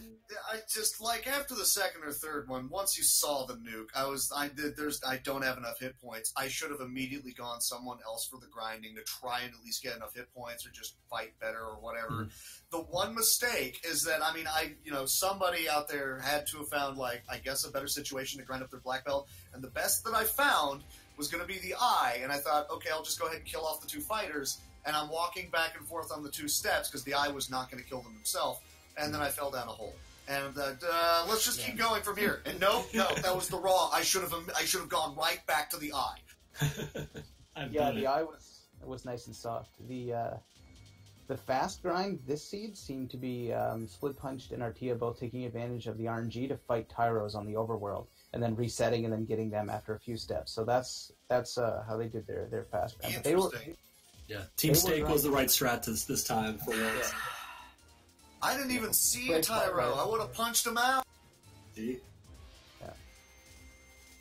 Also, both found the floater in Earth right off the get-go, so that also... Yeah, another thing is immediately doing Earth, because I went everywhere. I did the crown stuff. I considered going into Marsh, like, all right, let's go ahead and look in Earth Cave. Oh, son of a... Yeah, I think what happened is it was so easy early that you got through there at like level 4 or 5 because low EXP, no boost. And so if you went to the harder places, you would get bogged down with the encounters you had to fight or whatever. But the people that checked out Earth, because it's just an easier dungeon, managed to get out of there more easily. The one reason I didn't want to do Earth is I'm sitting here thinking, okay, we don't know what wizards are going to have yet, and I have seen that the Gur Imps have, what, Blizzard? Like, I don't really... Or there's Scorch or something like that. Like, level 4, level 5, if there's more than one on the screen, I could wipe right there. I don't really want to do that. So yeah, I went towards the more experience-heavy locations, but the Peds were beefy too. It was just... Everything was a crapshoot. Like, the best I saw maybe was the Fires, but they were hitting a little hard, and This is a rare circumstance where I would have actually had a chance in this like multiplayer race, because I actually have a habit of going Earth 1, and there would have been 3 of us who had got that early floater. I probably still would have finished like 7th, but I would have been in the running. Well, also doing ordeals fairly early on to get the Mass Moon was pretty big. It sped up a lot of grinding, but again, I couldn't find anything to really put it to good use on. So I'm just beating my head against the TOFR wall going, something work, please. I mean, at least I got to Chaos, right? I did that. Yes. Yeah, the fortunate thing that Artea and Split had in common is that they didn't get enticed into, like, and they're not really necessarily inclined to grind Black Belt, especially not Artea, but they were discouraged from doing so by finding what they found when they did. So they knew they could two Knight and potentially Ninja the rest of the game, as opposed to grinding up the Black Belt, which saved them probably an easy 15 minutes there. I mean, yeah, either power up the Black Belt or the weaponry that was there. Yeah, I just needed more levels to be able to survive all that stuff and hit things, and I just... You don't. When your highest level dude's, what, 25, and it's a Black Belt, which is under-leveled anyways, that's you should not be in TOFR. Yeah. 25 is a fine level for a Knight, because Masa is You've got 500 plus hit points and probably really good armor. He'll survive things, as we kept seeing him do for me. Is he going to kill? That's the question. Mm-hmm. Yeah, I think the idea that the Black Belt just needs more levels and there wasn't enough EXP boost that led them to grind their fighters instead. Like, their Black Belts were dead the whole game. Yeah, they never brought them back. They never had any reason to grind the Black Belt because you already had all the equipment you needed to tank with both of those Knights, and I think they kept the Ninja alive, or at least Split did, for the sake of running and potentially Black Mage buff spells like Temper or Fast, whatever happened to come out. Saber won. Saber was there, but he ended up not really using it. He was mostly using the charges to cast like Ice 3 and stuff to help cut through the waters, unrunnables. Yeah, the waters. Oh man, water floor. Mm-hmm. But it could have gone either way between Split and Artea. I think it was just a little bit better RNG on his end, tiny little bit better execution, but neither he nor Artea did anything categorically wrong. Did everything exactly as they should have done it. Party selection be damned, who you Dan and not down. I mean, I'll readily admit I fell into the trap of you see the Black Belt, he's got to be the guy, despite everything else pointing you at 2 fighters, dude. Look at what they got. Just go with it. And I even said to myself, I could go break them right now. I could get Excalibur. We could be great. And no, let's keep looking for something for the Black Belt. Well. That's the thing. Like, even I, at some point, I said, you know what, the Black Belt is completely and utterly useless in this seed, and I never say that. I am so Black Belt dependent, it's ridiculous. And I was saying, like, if I had Artea or Split's routing decision, I'd be looking at what I've got equipment-wise, circumstantially with this multiplier. You know what? Let's stand this Black Belt. Let's 3-man it, or maybe 2-man it, like Artea ended up doing, and see how that gets us through. It was the right decision. Yeah, there was room for the black belt grind too, and I can't remember who did it now, but I think the third place finisher was a primarily black belt party. So I think there was some wiggle room for where and how effectively you grinded that could save you some time too. That said, At they your were like, show. yeah, they were like 15 minutes back, so it's not like it was a distant third. Yeah, I think it was Edge Figueroa that did that. I know he and Show both grinded their black belts up. So if they hadn't done that, I don't know where they would have ended up, because their routing didn't really lend them to doing the same party configuration that Arte and Split had. But they could have gotten there; it just would have taken them longer. So it wouldn't have necessarily been a better move; it just would have been a different. Yeah. Yeah, Arte went with the 2-man strat, just 2 knights. He danned both his black belt and his ninja or knight or thief at the time, and Split Punch kept the thief alive. So the difference in strat, I don't think made a difference in time necessarily, because Arte was able to level faster. He went from entering Temple of Fiends at level 27-ish and finished either at or very close to level 40, just taking fights in Temple, because he only had 2 characters soaking up all that XP. Yeah, I was actually thinking about doing a bit of a grind in there, but I mean, no way to save, so if you wipe, you wipe, and well, I did anyways. So. Did you have access to any? You didn't have access to exit or warp, did you? No, there wasn't any exit or warp to be had, I'm afraid. Yeah, then grinding in Hofer would have been problematic, because you're going to be soaking up resources just from the grind alone, and you don't have the option of going back out and buying more heals or refreshing your spells. Yeah, so really it should have just been, push through and take the fights as you get them, and then hope you make it through, really. I tried, but again, 4 people, all of them a little bit too low, versus 2 mega powers. I made the wrong call. That was it.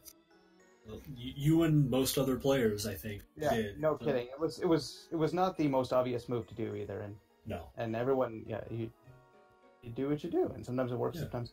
I'm really curious what would wound up happening, at least on my end, if I actually had the black belt survive and actually, pull off the grind I wanted to. Would a 32 black belt have been any better? And secondary follow-up question: did anyone find any ribbons?